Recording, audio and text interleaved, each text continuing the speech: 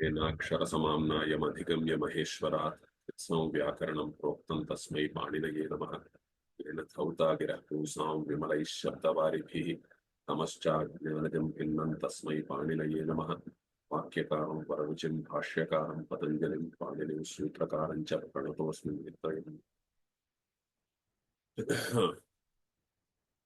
మనము సమాస ప్రకరణంలో అవ్యయీభావ సమాస ప్రకరణంలో కొన్ని సూత్రాలు చూసాము. ఇంతకుముందు చర్చించిన విషయాలు ఏమైనా డౌట్స్ మళ్ళీ చెప్పాల్సింది ఏమైనా ఉన్నాయండి? ప్రథమ నిర్దిష్టం సమాస ఉపసర్జనం. సమాస విధాయక సూత్రం. సూత్రానికి శాస్త్రానికి ఉండే తేడా ఏమిటి అంటే, సూత్రం అంటే ఆ ఒక్క భాగాన్ని అంటాము. నిజానికి ఆ ఒక్క భాగము అధికారంతో అనువృత్తితోటి కలిపి ఒక సెంటెన్స్ కింద ఫామ్ అవుతుంది అనమాట. ఆ సెంటెన్స్ ని శాస్త్రం అంటాం. కాబట్టి సమాస శాస్త్రంలో ఏదైతే ప్రథమ విభక్తితో చెప్పబడిందో దానికి ఉపసర్జనము అని పేరు ఉంటుంది. ఉపసర్జనం పూర్వం, ఉపసర్జనం అనేటువంటిది ముందుకు వస్తుంది.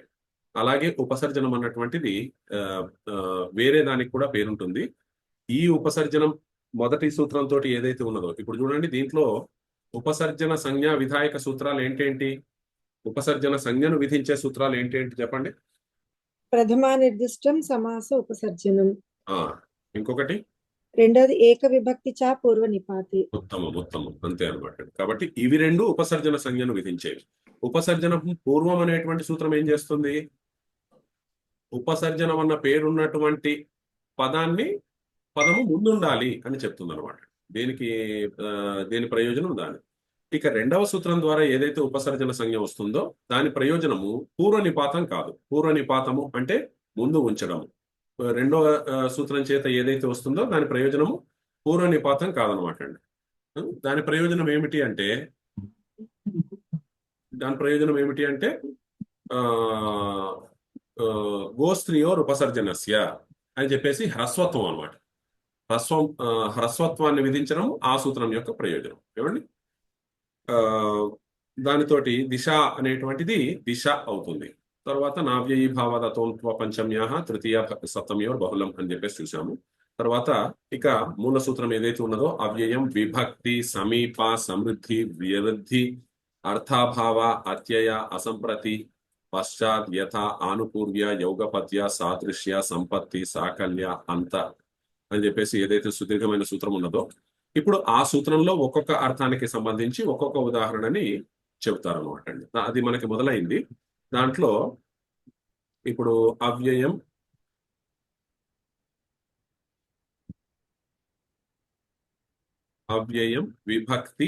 విభక్తి అనే అర్థంలో చూసేసాం మనం. సప్తమి విభక్తి అర్థంలో హరౌ అంటే అధిహరి. సప్తమి విభక్తి అర్థంలో అధి అనేటువంటిది అవ్యయం వస్తుంది. ఇక మిగిలిన ప్రాసెస్ అంతా కూడా అదే అనమాట అండి. ఏదైతే నిన్న మనం చూసామో, ఇప్పుడు అలౌకిక విగ్రహవాక్యం, లౌకిక విగ్రహవాక్యం స్థానంలో లౌకిక విగ్రహవాక్య స్థానంలో మనం లోకంలో ఏదైతే ప్రయోగిస్తామో హరౌ అన్నటువంటిది రాస్తాం. దిశయోహ మధ్యే బదులు హరౌ అని రాస్తాం అనమాట. ఆ తర్వాత మళ్ళీ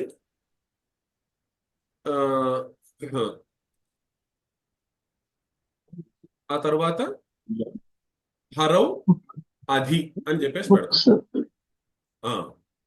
తర్వాత హరి 7.1, అది మీరు గుర్తుపెట్టుకుంటే మరింత మంచిది అనమాట. హరి సు కాదు, అక్కడ నీ వస్తుంది. నీ 7.1 అంటే నీ అనమాట. హరి నీ సు అని వస్తుంది. హరి నీ అధి అని వస్తుంది. ఇక మిగిలినదంతా అంతే. అది హరి అనేటువంటిది ఆ తర్వాత కృతతి సమాసాశ్చ అని ప్రాతిపదిక సంజ్ఞ వస్తుంది. సుపోధాతు ప్రాతిపదిక యోహో అని హరి తర్వాత ఉండేటువంటి నీ అనేటువంటిది పోతుంది. అప్పుడు హరి అధి అనేటువంటిది ఉంటుంది. తర్వాత ప్రథమ నిర్దిష్టం సమాస ఉపసర్జనం అన్న దాంతో అధి అన్నదానికి ఉపసర్జన సంజ్ఞ వస్తుంది. ఉపసర్జనం పూర్వం అన్నదాంతో అధి హరి అవుతుంది. అంతే, అక్కడ అది క్లోజ్. ఇక్కడంటే కొన్ని అపదిశ అనేటువంటిది ఉంది కాబట్టి అది రెండవ పదము దీర్ఘం ఉంది కాబట్టి అది హ్రస్వమైంది. ఇవన్నీ కూడా ఉన్నాయన్నమాట అండి. దానికి అట్లా ఉండదు. దానికి అది కేవలం అధిహరితోటి అయిపోతుంది. అక్కడ ఆ పని అయిపోతుంది. అలాగే విభక్తి అనేటువంటి మొదటి అర్థం చూసాము. రెండో అర్థం వచ్చేసి సమీపము, సమీపము అనే అర్థంలో కూడా మనం చూసాము. ఆ హరౌ ఇది అధిహరి, హరిణి అది అత్ర నిపాతేన అభిహితేపి, ఇది చూడలేదు. తర్వాత ఆ, అవ్యయీభావశ్చ, ఆ, ఆ, తర్వాత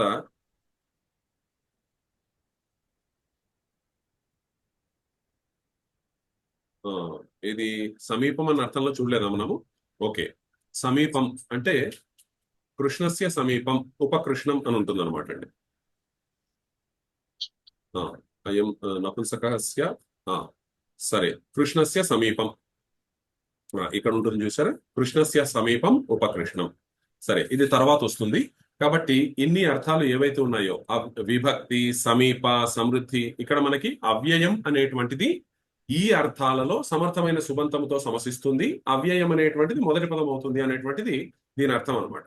ఎందుకంటే అవ్యయం అన్నదానికి ఉపసర్జన సంజ్ఞ వస్తుంది కాబట్టి అది ఉపసర్జనం పూర్వంతో మొదట ఉంటుంది అనేటువంటిది స్థూలంగా ఈ సూత్రం యొక్క అర్థం. విభక్తి అన్న అర్థంలో సప్తమి విభక్తికి సంబంధించే సాధారణంగా ఇది పనిచేస్తుంది. విభక్తి అన్న అర్థంలో హరవు అన్నటువంటిది అధిహరి అన్న రూపము సమస్త పదం తయారు కావడం మనం చూసాము. నెక్స్ట్ సమీప అర్థంలో వస్తుంది. దానికి ముందు కొన్ని సూత్రాలు తెలుసుకోవాలన్నమాట. నిన్న కూడా మనం చూసాము అవ్యయీభావశ్చ. అవ్యయీభావశ్చ అనే సూత్రము అవ్యయ సంజ్ఞ, అవ్యయీభావశ్చ అనేటువంటిది ఇది వేరే సూత్రం అనమాట. నిన్న మనం చూసినటువంటిది ఏంటంటే దానికి అవ్యయ సంజ్ఞ వస్తుంది. అవ్యయీభావశ్చ అనే సూత్రాలు అష్టాధ్యాయంలో 2 ఉన్నాయన్నమాట. ఒకటేమో అవ్యయ సంజ్ఞా విధాయక సూత్రం, అంటే అవ్యయీభావ సమాసం అనేటువంటిది అవ్యయం అవుతుంది అని చెప్పేది ఒక సూత్రం. అవ్యయీభావశ్చ అవ్యయీభావశ్చ అనే 2 ఉన్నాయన్నమాట. కాబట్టి ఇక్కడ ఇప్పుడు రెండో సూత్రం చెప్తున్నారు. ఈ మొదటి సూత్రం ముందే చెప్పారు, అది అవ్యయీభావశ్చ అవ్యయీభావాత్ అని చెప్పేసి అక్కడ నిన్న చెప్పేశారు. మనం అది నిన్న చూసాము. దీంట్లో అవ్యయీభావశ్చ అని చెప్పేసి అవ్యయ సంజ్ఞ వస్తుంది కదా. అవ్యయ సంజ్ఞ వచ్చిన తర్వాత నా అవ్యయీభావాత్ అవ్యయీభావశ్చ అని నిన్న వచ్చింది. ఇక్కడ ఏ నెంబర్ రాశారో మీరు చూడాలి. ఇక్కడ రాయవలసిన నెంబరు ఇదనమాట, మొదటి నెంబర్, మొదటి అధ్యాయం మొదటి పాదంలో నెంబర్ రాయాలి. మీరు దాంట్లో అదే రాశారో లేదో చూడండి. 1141 ఉండాలి. ఏది నిన్న మనము అపదిశంలో ఏదైతే అవ్యయీభావశ్చ వాడామో అది 1141 ఉండాలన్నమాట. అది ఏమి చేస్తుంది అంటే 1141 అన్న సూత్రము అవ్యయీభావ సమాసము ద్వారా నిష్పన్నమయ్యే పదాలకు అవ్యయ సంజ్ఞను విధిస్తుంది. అంటే వాటికి అవ్యయము అన్న పేరు వస్తుంది అని చెప్తుంది అనమాట. ఇక ఇప్పుడున్నది రెండవ అవ్యయీభావశ్చ అన్న సూత్రాన్ని ఇప్పుడు చెప్తున్నారు. ఈ సూత్రం ఏం చెప్తుంది అంటే అవ్యయీభావ సమాసము ద్వారా ఏదైతే ఒక పదము నిష్పన్నమవుతుందో అది నపుంసక లింగం లాగా ఉంటుంది అని చెప్పేసి ఇది అంటున్నారు అనమాట. అవ్యయీభావశ్చ, అవ్యయీభావశ్చ సమాస నపుంసక లింగంలో ఉంటుంది. అవ్యయం ఏమిటి, నపుంసక లింగంలో ఉండటం ఏమిటి? అవ్యయం అనేటువంటిది నిజానికి 3 లింగాలకు అతీతం కదా. మరి నపుంసక లింగంలో ఉండటం ఏమిటి అంటే ఇది కూడా ఉద్దేశం అదే అనమాట అండి. ఈ అవ్యయీభావము నపుంసక లింగానికి, దానికి అట్లా అని వేరే రూపాలు ఏమీ ఉండవు. అందుకనే నిన్న క్లీబం నపుంసకం అని చెప్పేసి అన్నారు. నపుంసక లింగంలో ఉంటుంది అంటే ఇప్పుడు మీకు ఏదైతే ఇప్పుడు ఏవి ఈ పంచమీ విభక్తి రూపం ఉంది. పంచమీ విభక్తి రూపం మాత్రం మీకు అకారాంత అవ్యయీ భావాల విషయంలో ఏది విభక్తి సహితంగా ఉంటుందా, విభక్తి రహితంగా ఉంటుందా? విభక్తి సహితంగా ఉంటుంది. అలాగే తృతీయ సప్తమి అనేటువంటిది కొన్నిటికి ఉంటుంది, కొన్నిటికి విభక్తి రూపము ఉండదన్నమాట. మరి ఆ విభక్తి రూపం ఉన్నప్పుడు ఆ విభక్తి ఏ రూపంలో ఏ లింగంలో ఉంటుంది అంటే నపుంసక లింగంలో ఉంటుంది అనమాట. ఇది ఒక విషయం. రెండవది ఏంటంటే నపుంసక లింగంలో ఎప్పుడూ కూడా సంస్కృత భాషలో నపుంసక లింగంలో ప్రాతిపదికము దీర్ఘం ఉండదన్నమాట. ప్రాతిపదికము నపుంసక లింగంలో ఉన్న శబ్దానికి సంస్కృత భాషలో ప్రాతిపదికము ఏదైతే ఉంటుందో అది దీర్ఘం ఉండదు. దానికి కారణం ఏమిటి అంటే దీని ముందు సూత్రం అనమాట. కాదు, ఇది కాదు, హ్రస్వో నపుంసకే ప్రాతిపదికస్య అని చెప్పేసి ఒక సూత్రం ఉంది. ఇక్కడ అవ్యయీభావ సమాసము నపుంసక లింగం లాగా ఉంటుంది అని చెప్పడంలో అది ఉద్దేశం. నిన్న మనం అదే చూసాం. ఏంటంటే ఏకవిభక్తి చ అపూర్వ నిపాతే అన్న దానితోటి కూడా అది అపదిశ అనేటువంటిది అపదిశ హ్రస్వమైంది. అంతేకాకుండా అవ్యయీభావశ్చ అన్నటువంటి సూత్రంతో కూడా అది హ్రస్వం అవుతుంది. రెండు రకాలుగాను హ్రస్వం అవుతుంది. ఈ సూత్రం అన్న రాయొచ్చు, ఆ సూత్రం అన్న రాయొచ్చు. మీరు ప్రక్రియలో ఏది రాసినా తప్పేమీ లేదు. కాబట్టి అవ్యయీ భావశ్చ అన్నటువంటి సూత్రం ఏం చేస్తుంది అంటే ఇక్కడ ఇంగ్లీష్లో ఇచ్చారేమన్నా లేదు. కాబట్టి అవ్యయీ భావశ్చ అన్న ఈ సూత్రం ఏదైతే ఉన్నదో ఇది నపుంసకలింగ స్వభావాన్ని దానికి ఇస్తుంది. నపుంసకలింగం యొక్క స్వభావం ఏమిటి అంటే సంస్కృత భాషలో నపుంసకలింగం యొక్క ప్రాతిపదికం అనేటువంటిది ఏముండదు, దీర్ఘం ఉండదు. కాబట్టి దీని ద్వారా ఏదైతే మీరు అవ్యయీభావ సమాసం చేసినప్పుడు దీర్ఘం వచ్చిందో అది అవ్యయీభావశ్చ అన్నటువంటి సూత్రముతోటి దానికి నపుంసకలింగ లక్షణాలు వస్తాయి. కాబట్టి అది ప్రాతిపదికము ఒకవేళ దీర్ఘం ఉంటే కూడా అది హ్రస్వం అయిపోతుంది అనమాట. తర్వాత ఇప్పుడు రెండవది విభక్తి. ఇక్కడ మీరు ఇదే సూత్రాన్ని రాయొచ్చు. ఏది నిన్న అవ్యయీ భావశ్చ రెండిట్లో ఏదన్నా రాయొచ్చు. ఈ సూత్రాన్ని రాసినా రాయలేదు. అయం నపుంసకం స్యాత్ హ్రస్వో నపుంసకే ప్రాతిపదికస్య. ఇది వేరే సూత్రం అనమాట. మీరు ఇక్కడ ఈ అష్టాధ్యాయంలో ఇది చూస్తున్నప్పుడు మీకు ఈ సూత్రం ఏమిటి అనే డౌట్ వచ్చింది అనుకోండి, అక్కడ బ్లూ కలర్ మీద క్లిక్ చేస్తే ఆ సూత్రం దగ్గరికి వెళ్తుంది.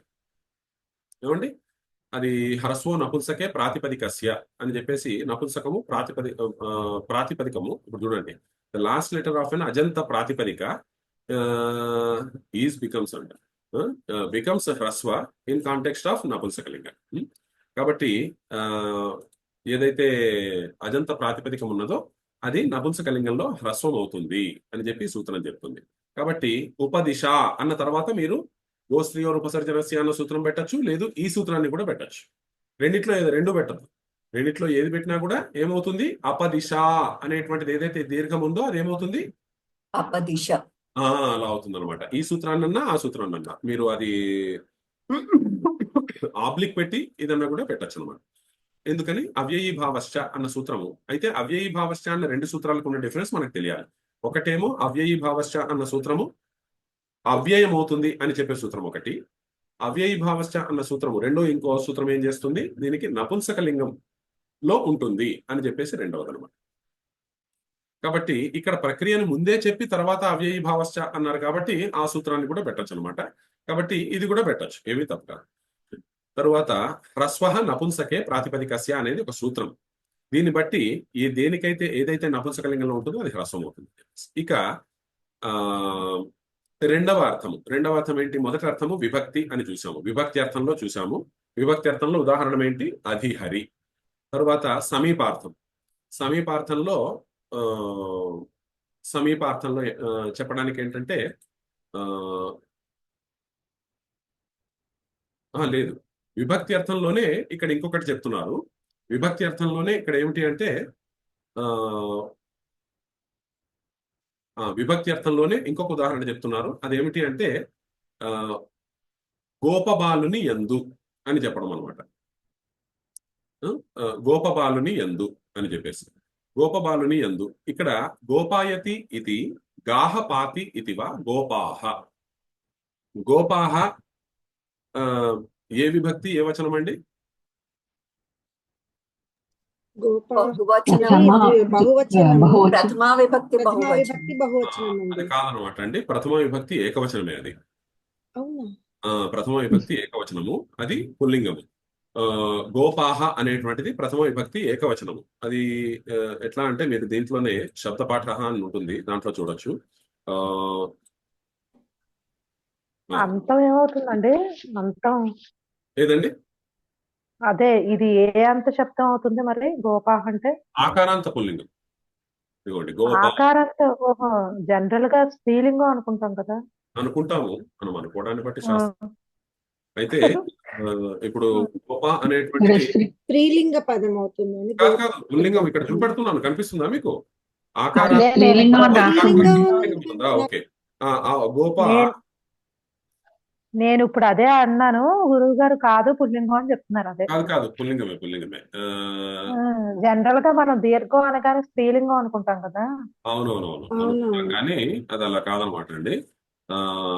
ఇంకో అక్కడ ఇచ్చినట్లేదు, అయితే ఇక్కడ చూద్దాంలేండి, పర్లేదు. ఆకారాంత ఈ సంస్కృత అభ్యాసం అని చెప్పేసి ఇంకోటి ఉంది.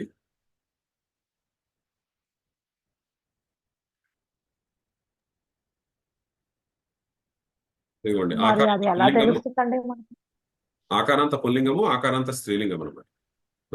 ఓహో, రెండు ఉన్నాయా? ఆ రెండు ఉన్నాయి. అంటే ఇప్పుడు రెండే ఆకారాంత వస్తుంది. స్త్రీలింగం అయితే రమాలాగా ఉంటుంది. ఆకారాంత స్త్రీలింగం ఆహా. సప్తమి ఏకవచనం ఏంటి? రమ గోపాయాం, గోపాయాం అవుతుంది. కానీ ఇది ఆ, రమాయాం. అవును. అన్నట్లు అవుతుంది. ఇది గోప అనేటువంటిది ఆకారాంత పుల్లింగము, సప్తమి ఏకవచనం వచ్చేసి గోపి అవుతుంది. ఓహో. గోపి అనమాట. ఉం? అక్కడ గోపాహ అనేటువంటిది ప్రథమ ఏకవచనం. ఏమండి? ఆ, అదే అందుకనే దానికి నిష్పత్తి ఇచ్చారు. మనకి డౌట్ వస్తుందనే ఏంటి అంటే ఇప్పుడు ఏకవచనము బహువచనం రెండు ఒకటేనా? గోపాహేనా? ఉం, గోపాహనే. ఆ, ఆ, ఓహో. రెండిటికి ఒకటే అనమాట అండి. కాబట్టి ఇప్పుడు అందుకనే అక్కడ దాని వ్యుత్పత్తినిచ్చారు. గోపాహ, గోపాహ. ఆ, ఏది ద్వితీయ కూడా గోపాహనే. ఆ, అవునవును. అట్లాగే గోపాహ, గోపౌ, గోపాహ రెండు ఒకటే. ఆ, ద్వితీయ బహువచనం కూడా గోపాహనే. ఉం? ద్వితీయ బహువచనం ద్వితీయ బహువచనం గోపహ కాదు. అని ద్వితీయ బహువచనం గోపహ, సంబోధనం అండి. ద్వితీయ బహువచనం గోపహ, ప్రథమ బహువచనమును ప్రథమ ఏకవచనము గోపాహ, అలా ఉంటుంది. ఆ, ఇది ద్వితీయ ఏకవచనం మళ్ళీ గోపాం, గోపాం, అది ఎట్లాగో గోపౌ, మా అని ఉంటుంది. గోపహ. రెండింటికి ఇది అలానే ఉంటుంది. ఆ, ద్వితీయ బహువచనము గోపహ అవుతుంది. ద్వితీయ బహువచనం గోపహ. ఆ, ద్వితీయ ఏకవచనము, పంచమి దానికి ఏకవచనము, షష్ఠి ఏకవచనము గోపహ. మళ్ళీ ఓకే. తృతీయ ఏకవచనము గోప వితౌట్ విసర్గ. ఓహో, తృతీయ ద్వితీయ ఏకవచనము ఏకవచనం గోపే, ఇలా ఉంటుంది అనమాట. అందుకనే గోపా, గోప. అది మనం గుర్తుపెట్టుకోవాల్సింది ఏమిటంటే, ఇప్పుడు మనకి ఏదైతే ఆకారాంతాలు గోపాయాం అనేటువంటిది ఏదైతే వస్తుందో అది స్త్రీ ప్రత్యయం ఉన్నందుకు వస్తుంది అనమాట. అది స్త్రీ ప్రత్యయం ఉన్నందుకు ఆ యాట్ ఆపహ అని చెప్పేసి కొన్ని సూత్రాలు ఉంటాయి. అది నిష్పత్తిలో ఆబంతమైనప్పుడు, ఆప్ అంటే టాప్ డాప్ చాప్ అనేటువంటి స్త్రీ ప్రత్యయాలు అనమాట. ఇక్కడ గోపాయతి ఇది, గాహపాతి ఇది, గోపాహ అని ఏదైతే అన్నారో, గాహపాతి అన్నప్పుడు గాహ అనేటువంటిది ద్వితీయ బహువచనం. దానికి పాతి అనేటువంటిది పా అనేటువంటిది ధాతు అనమాట. పాతి అంటే రక్షతి అని. కాబట్టి గోవులను రక్షిస్తున్నాడు, రక్షించేవాడు అని చెప్పేసి అర్థంలో గోపాహ వస్తుంది. ఇక్కడ ధాతువే పా, దానికి విచ్ అనేటువంటిది ఒక ప్రత్యయం వస్తుంది. అది సర్వలోపి, మొత్తం లోపిస్తుంది. మొత్తానికి గోపా అని ప్రాతిపదికం వస్తుంది. ఇక్కడ గోపా అనేటువంటిది ఆకారం ఏదైతే ఉన్నదో అది స్త్రీ ప్రత్యయం చేయడానికి వచ్చేది కాదనమాట. ఏమండి? అట్లాగే హాహా అని ఒకటి ఉంటుంది. కొన్ని ఉంటాయి అనమాట. అలాగే ఆకారాంత పుల్లింగాలు ఉంటాయి. హ్రస్వ ఆకారాంత స్త్రీలింగాలు ఉండవు, కానీ దీర్ఘ ఆకారాంత పుల్లింగాలు ఉంటాయి అన్నమాట. అటువంటి దాంట్లో ఇదొకటి గోపాహ అనేది. ఆ తస్మిన్ గోపాహ. చూడండి, గోపాహ కనుక బహువచనం అనుకోండి, అప్పుడు లేదు బహువచనము ఓ, ఓ, లేదా ఆ, గోపాహ అని ఇస్తే దీనికి తస్మిన్ అన్నారు, తేషు అంటారు. లేదు గోపాహ అనేటువంటిది ఆ స్త్రీలింగంలో తీసుకుంటే ఇక్కడ తస్మిన్ అనరు, తస్యాం అంటారు. ఏమండి? ఆ, ఇక్కడ తస్మిన్ అని ఇచ్చారు కాబట్టి ప్రథమ ఏకవచనం కింద తీసుకోవాలి. ఇక్కడ తస్మిన్ అని ఇచ్చినందుకు అర్థమైంది. ఈ వ్యుత్పత్తి ఇచ్చారు. గో ఉత్తమం. గోపాయతి అనేటువంటిది ఒక ధాతు ఉందన్నమాట. గుపు ధాతు నుంచి వస్తుంది. ఈ గోప అనేటువంటి పదం రెండు రకాలుగా నిష్పన్నం అవుతుంది. అవన్నీ అవసరం లేదు, కానీ మీరు చూడాలనుకుంటే గుపు ధూప విచ్చి పని పనిభ్య ఆయహ అని చెప్పేసి ఒకటి ఉంటుంది అనమాట. నెంబర్ ఎంతండి? సూత్రం నంబర్ ఏది? అదే ఇప్పుడు చెప్పారు కదా, ఈ సూత్రం ప్రకారం దానితోటి డైరెక్ట్ గా గోపా రాదు. దానితో ఒక ధాతు వస్తుంది గోపా అని. గోపాయ అని ధాతు వస్తుంది అనమాట. గుపు ధూప విచ్చి పని పనిభ్య ఆయహ అన్న దాంతో గోపాయ అనే ధాతు వస్తుంది. దానికి మళ్ళీ విచ్ వచ్చి గోపా అనేటువంటి ప్రాతిపదికం వస్తుంది. లేదు గాహపాతి అనేటువంటిది ఉపపద సమాసం, మనకి తర్వాత వస్తుంది ఉపపద సమాసం అనేటువంటిది.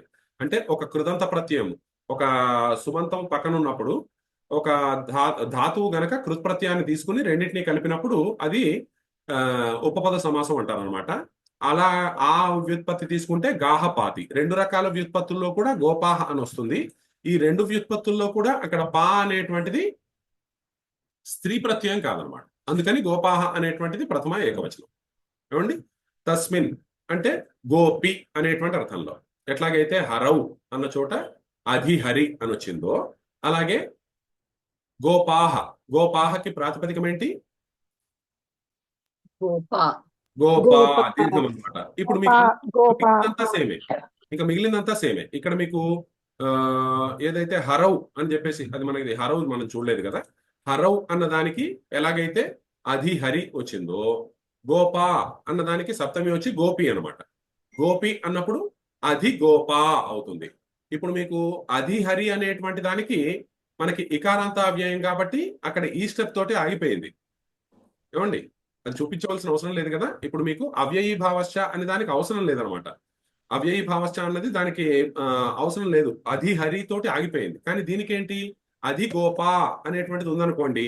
ఇప్పుడు మనం ఏదైతే సూత్రం తెలుసుకున్నామో అవ్యయీ భావశ్చ అన్న సూత్రముతోటి నపుంసకత్వం వచ్చి అధి గోపా అనేటువంటిది ప్రాతిపదికం ఏదైతే ఉందో ఆ ప్రాతిపదికం ఏమవుతుంది.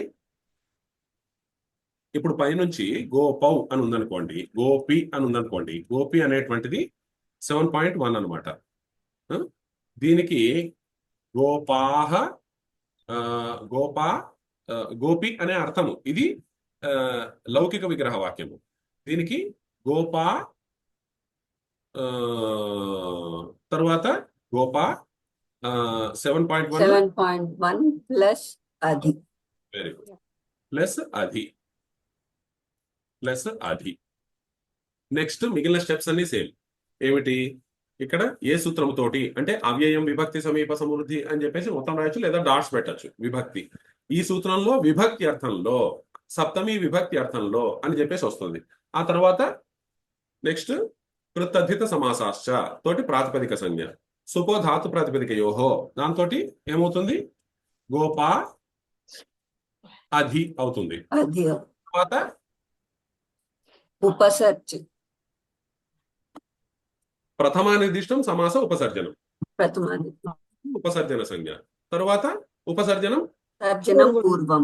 ఉపసర్జనం మీరు పూర్వం. ఎవరన్నా చక్కగా ముందే కనుక అర్థం చేసుకుంటే మీలో మీరు ఒక గ్రూప్ గా చర్చించుకోండి ఈ విషయాలు. ఏమండి, కొంతమందికి ఏమన్నా ఉన్నా కూడా మీలో పరస్పరం వాళ్ళు కొద్దిగా అందుబాటులో ఉండి వాట్సాప్ లో వాళ్ళని అనుకూలంగా ఉండి అట్లా చేసుకోవచ్చు. కాబట్టి అప్పుడు దాంతో ఏమవుతుంది, అధి గోప అవుతుంది. అధి గోప అయినప్పుడు ఇప్పుడు అవ్యయీ భావశ్చ అన్న సూత్రం వస్తుంది అనమాట.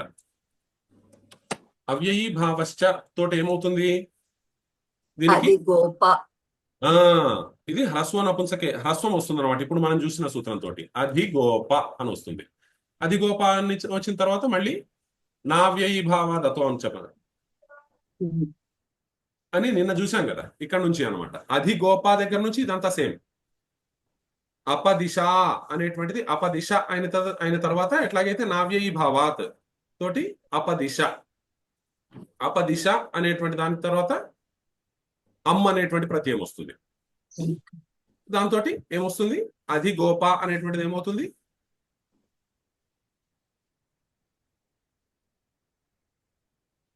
అధిగోపం అవుతుంది. అది గోపం. దీంతో అధిగోపం అవుతుంది. చూడండి అట్లాగే. కాబట్టి గాహపాతి ఇది అందుకని ఇక్కడ వ్యుత్పత్తి ఇచ్చారు. వేరే వాటికి ఏమి ఇవ్వలేదన్నమాట. ఇక్కడ గోపాహ అనేటువంటిది అంటే దానివల్ల మనకి కొన్ని కొత్త పదాలు అవి తెలుస్తాయి కాబట్టి. తస్మిన్ ఇది అధిగోపం అంతే. మొదటి అర్థము విభక్తి అర్థంలో అధి హరి కూడా ఒక ఉదాహరణ అవుతుంది, అధి గోపం కూడా ఒక ఉదాహరణ అవుతుంది. నెక్స్ట్ సమీపార్థంలో సమీపే అని చెప్తున్నాను అనమాట. రెండో అర్థం కృష్ణస్య సమీపం ఉపకృష్ణం. ఇక ఇది కూడా సేమ్ అట్లాగే అనమాట. ప్రారంభంలో ఎట్లా ఉంటుందంటే కృష్ణస్య సమీపం అని రాస్తారు.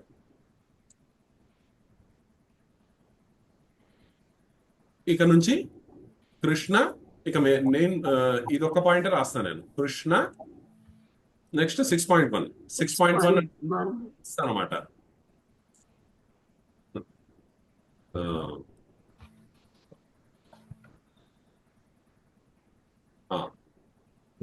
అది 6.1 ప్లస్ సమీపం అనే అర్థంలో ఉప 6.1. ఇంకా మిగిలిందంతా వచ్చేసి అన్ని అవే స్టెప్స్. దాంతో ఉపకృష్ణం అలాగే. ఏమండి, ఉప అవుతుంది. తర్వాత దానికి ప్రథమానిర్దిష్టం సమాస ఉపసర్జనం పూర్వం. మళ్ళీ తర్వాత ఇది అకారాంతమైంది. కృష్ణ అనేది అకారాంతం కదా, దాంతో అకారానికి కొన్ని ఎక్స్ట్రా పనులు ఉంటాయి. లేకపోతే ఈ అన్న దాంతో కనుక ఎండ్ అయితే జస్ట్ ఏదైతే ఉన్నదో అది హరి అని ఉంటే దాంతో ఎండ్ అయిపోతుంది అలాగనమాట.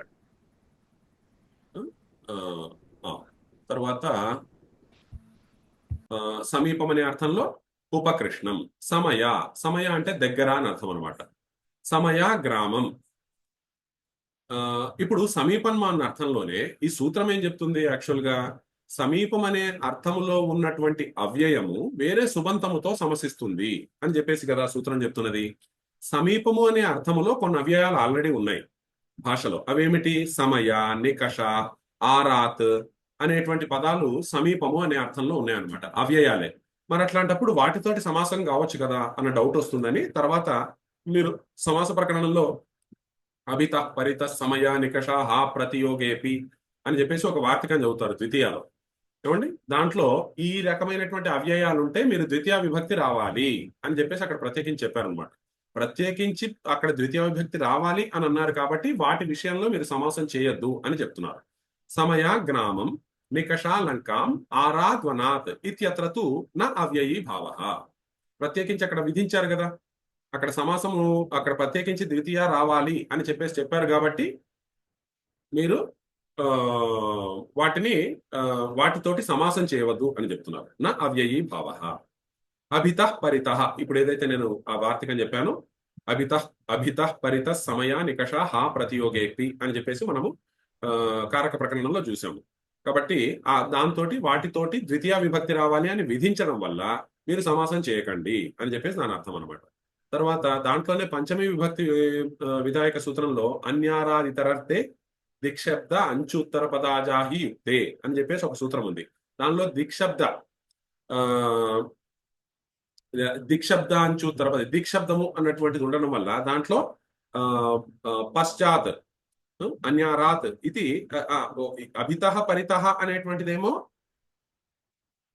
అభిత పరిత సమయా నికష హా ప్రతియోగేపి. ఆరాత్ అనేటువంటి శబ్దానికేమో ఈ సూత్రం అన్య ఆరాత్ ఇతర రితే దిక్శబ్ద అంచుత్తర పదే. అక్కడ ఆ దిక్శబ్దం కాదు, ఆరాత్ అనేటువంటిది కూడా దగ్గర అనే అర్థం ఉంది, దూరము అనే అర్థం ఉంది. ఇక్కడ దగ్గర అనే అర్థంలో ఆరాత్ అన్నటువంటి తీసుకుంటే కూడా మనము సమాసం చేయొద్దు అని చెప్తుంది. ఏమండి? ఇక్కడ ఈ మూడింటి విషయంలో మాత్రం అంటే సూత్రం ఏం చెప్తుంది? సమీపము అనే అర్థంలో ఉండే అవ్యయంతో సమర్థమైన సుబంతాన్ని సమసించమని చెప్తుంది. ఇప్పుడు సమయ గాని నికష గాని ఆరాధ గాని సమీపము అనే అర్థంలో ఉండే అవ్యయాలే అయినప్పటికీ వీటికి సమాసం ఉండకూడదు. ఉప అన్నటువంటిది ఉపయోగించి సమాసం చేయండి. ఉపకృష్ణం, ఉపద్వారం, ద్వారం దగ్గరికి వెళ్ళు అనడానికి ఉపద్వారం గచ్చ అనొచ్చు అనమాట. కాబట్టి అట్లా ఉపాను ఉపయోగించండి. సమయ నికష ఆరాత్ అనేటువంటిది ఉపయోగించకండి. ఎందుకని అంటే సమయ నికష అనేటువంటిది అభిత పరిత సమయ నికష హా ప్రతియోగేపి అనే వార్తికంతో ద్వితీయానే వాడాలి అని అక్కడ విధించడం వల్ల. ఆరాత్ అన్నటువంటిది ఆ సూత్రంలో ఆ వార్తికంలో లేదు కదా అంటే ఏకంగా సూత్రమే ఉంది. అన్య ఆరాత్ ఇతర రితే దిక్శబ్ద అంచు ఉత్తర పద ఆచ్ ఆహి యుక్తే అని చెప్పేసి మనము కారక ప్రకరణంలో చూసాము. దానికి పంచమి విధించారు. కాబట్టి అందుకనే మీకు సమయ నికషతోటి ద్వితీయ వచ్చింది, ఆరాత్ తోటి పంచమి వచ్చింది. ఆరాత్ వనాత్ అని చెప్పేసి వచ్చింది అనమాట. కాబట్టి వాటి విషయంలో మనము సమీపార్థంలోనే అవ్యయాలు ఉన్నప్పటికీ కూడా మనము సమాసం చేయకూడదు. తర్వాత మద్రాణం. ఇప్పుడు మూడో అర్థం ఏంటి? విభక్తి అయిపోయింది, సమీపం అయిపోయింది. నెక్స్ట్ సమృద్ధి అనేటువంటి అర్థంలో మద్రాణం సమృద్ధి. మద్రం అనేటువంటిది ఒక దేశం పేరు. ఆ దేశంలో ఉన్నటువంటి వాళ్ళని మద్రులు అంటారు అనమాట. అలా ఉంటుంది. కాబట్టి మద్రాణం సమృద్ధి సుమద్రం. సమృద్ధి అనే అర్థంలో సు వచ్చింది అనమాట. దానికి ఎట్లా వస్తుంది? ఇప్పుడు మద్రాణం సమృద్ధి అని ఉందనుకోండి. మద్రాణం సమృద్ధి. మద్ర ఆమ్ అని ఉంటుంది. ఆమ్ లేదా 6.3. సమృద్ధి అనే అర్థంలో సు, అంతే. ఇంకా మిగిలిన ప్రాసెస్ అంతా సేమ్. దీంతో సుమద్రం అని వస్తుంది. ఏమండి? ఇదేం ఫాస్ట్ గా చెప్పడం కాదు, చెప్పిన విషయాలే ఇవి. ఏమండి? తర్వాత యవనానాం విరుద్ధి.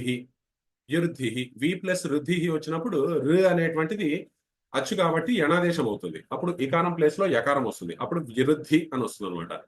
యవనానాం విరుద్ధి, యవనుల యొక్క విరుద్ధి.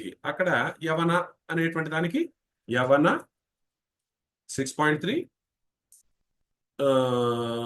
విరుద్ధి అనేటువంటి అర్థంలో వృద్ధి అనేటువంటి అర్థంలో ఏం పెడతారు? ఆ, దుర్ దుర్ అనేటువంటిది పెడతారు. మిగిలిందంతా దుర్యవనం అని వస్తుంది అనమాట. విరుద్ధి అనే పదం ఎట్లా వచ్చిందో చెప్తున్నారు. విగత రుద్ధి విరుద్ధి. విగత రుద్ధి అంటే రుద్ధి అన్న ఆ, సమృద్ధిలో సమ్ అనేది యాక్చువల్ గా గతి అన్నమాట, దానికి ఉపసర్గ. రుద్ధి రుద్ధి అంటే ఆ, ఈ సంపద అనే. వి సమ్ ఉపసర్గ ఉండి వృద్ధి ఉంటేనేమో సమృద్ధి అవుతుంది. వి ఉపసర్గ ఉండి వృద్ధి ఉంటేనేమో విరుద్ధి అవుతుంది. వృద్ధి అంటే అర్థం ఏంటంటే విగత వృద్ధి అంటే ఉన్న సంపద పోవడం అనమాట. కాబట్టి ఆ అర్థంలో విగత వృద్ధి విరుద్ధి. ఈ అర్థంలో ఆ దుర్యవనం దుర్యవనం అనేటువంటి రూపం వస్తుంది. ఏమండి? సమృద్ధి సు ఎట్ అయిందండి ఇంతకు ముందు దానిలో? సమృద్ధి సు సమృద్ధి అనేటువంటిది సూత్రములో చెప్పినటువంటి పదం. ఆ అర్థములో ఉన్న ఒక అవ్యయాన్ని తీసుకోవాలి. ఓకే మనం తీసుకున్న అవ్యయం సు. Okay okay. ఎలాగైతే సమీపార్థంలో ఉపా తీసుకున్నామో, విభక్తి అర్థంలో అధి తీసుకున్నామో, అలాగే సమృద్ధి అర్థంలో సు తీసుకున్నాం. ఏ విరుద్ధి అర్థంలో ఏవి తీసుకోవాలి అనేది ఇదంతా లిస్ట్ ఉందండి సపరేట్? లేదు, ఉండదు. ఎందుకంటే అవ్యయాలకు ఎప్పుడు ఫిక్స్డ్ మీనింగ్ ఉండవు అనమాట అండి. అది ప్రయోగాల్ని బట్టి డిసైడ్ చేయాల్సిందే. Okay okay. కాబట్టి అది అవ్యయాలు వ్యాకరణ శాస్త్రంలో అవి వాటికి ఫిక్స్డ్ మీనింగ్ ఉండవు. అవి వాచకాలే గాని వాచకాలు కాదనమాట. కాబట్టి ఆ అర్థంలో అక్కడ స్ఫురింపజేస్తుంది అనేది మనకు ముందున్నటువంటి ప్రయోగాన్ని బట్టే చూడాలి. అక్కడ నేను సు అని ఎందుకు పెట్టాలి? ఇప్పుడు అక్కడ కూడా నేను సమ్ అనేది కూడా అవ్యయమే. మరి సమ్ అని పెట్టచ్చు కదా అనేటువంటిది అక్కడ కుదరదు అనమాట. అప్పుడు సమ్మద్రం అవుతుంది. సుమద్రం బదులు సమ్మద్రం అవుతుంది. లేదు, అక్కడ సు అనే తీసుకోవాలి అంతే. ఆ ప్రయోగం అట్లా అంగీకరించింది కాబట్టి అట్లా తీసుకోవాలి. ఏమండి?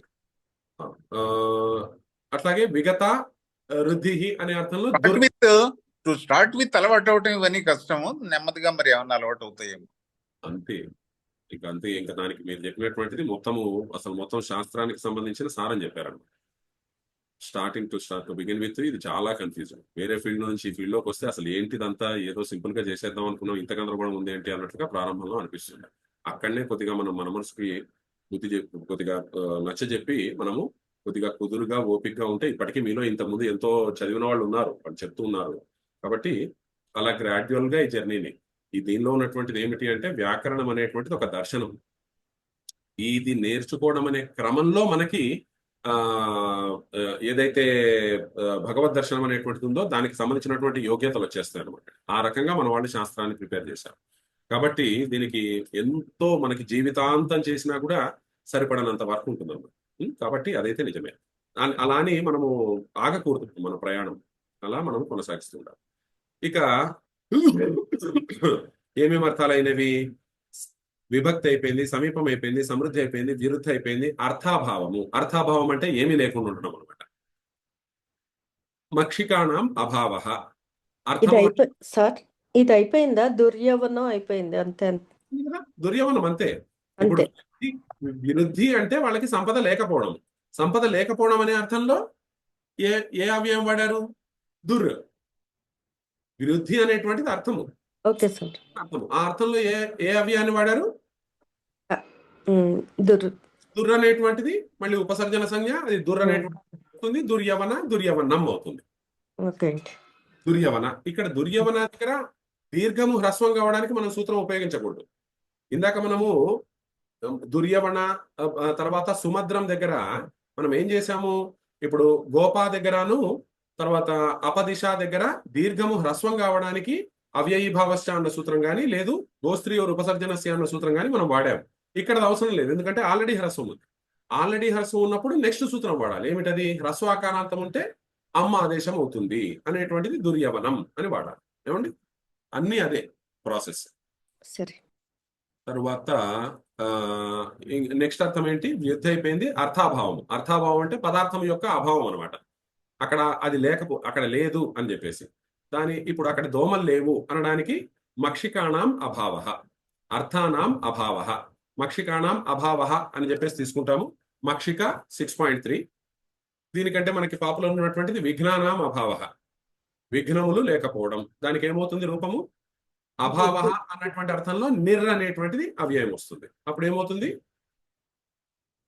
నిర్విఘ్నం. నిర్విఘ్నం. నిర్విఘ్నం. అలాగే విఘ్నానాం అభావ. లౌకిక విగ్రహం ఏం రాస్తారు? విఘ్నానాం అన్నారు కాబట్టి విఘ్నానాంలో ఏ విభక్తి ఏ వచనము? 6.3. అంటే 6.3. 6.3 విఘ్న 6.3 అభావ అని రాస్తారు. నెక్స్ట్ స్టెప్ లో విఘ్న 6.3 అభావ ప్లేస్ లో నిర్. నిర్. చాలా బాగా.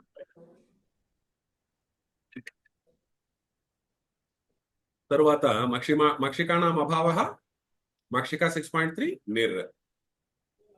తర్వాత అభావ అర్థాభావ. తర్వాత అత్యయ. అత్యయ అంటే ధ్వంసము అని వారే చెప్తారు అర్థం. అత్యయ అంటే మనకు అర్థము కొద్దిగా కన్ఫ్యూజింగ్ గా ఉంది కాబట్టి హిమస్య అత్యయ అతిహిమం, అత్యయ ధ్వంస. ఇలా కఠినమైన పదాలు ఏమన్నా ఉంటే వారే అర్థం చెప్తారు. కాబట్టి అత్యయ అంటే ధ్వంస. హిమము అంటే ఇప్పుడు ఏదన్నా హేమంత ఋతువు అంతమైపోయింది అనుకోండి, దానికి అతిహిమం అయ్యింది అని చెప్పేసి మనం చెప్పచ్చు అనమాట. కాబట్టి హిమస్య అత్యయ. హిమ 6.1 అత్యయ. ఇక్కడ మళ్ళీ మీరు ధ్వంస అని వాడకూడదు.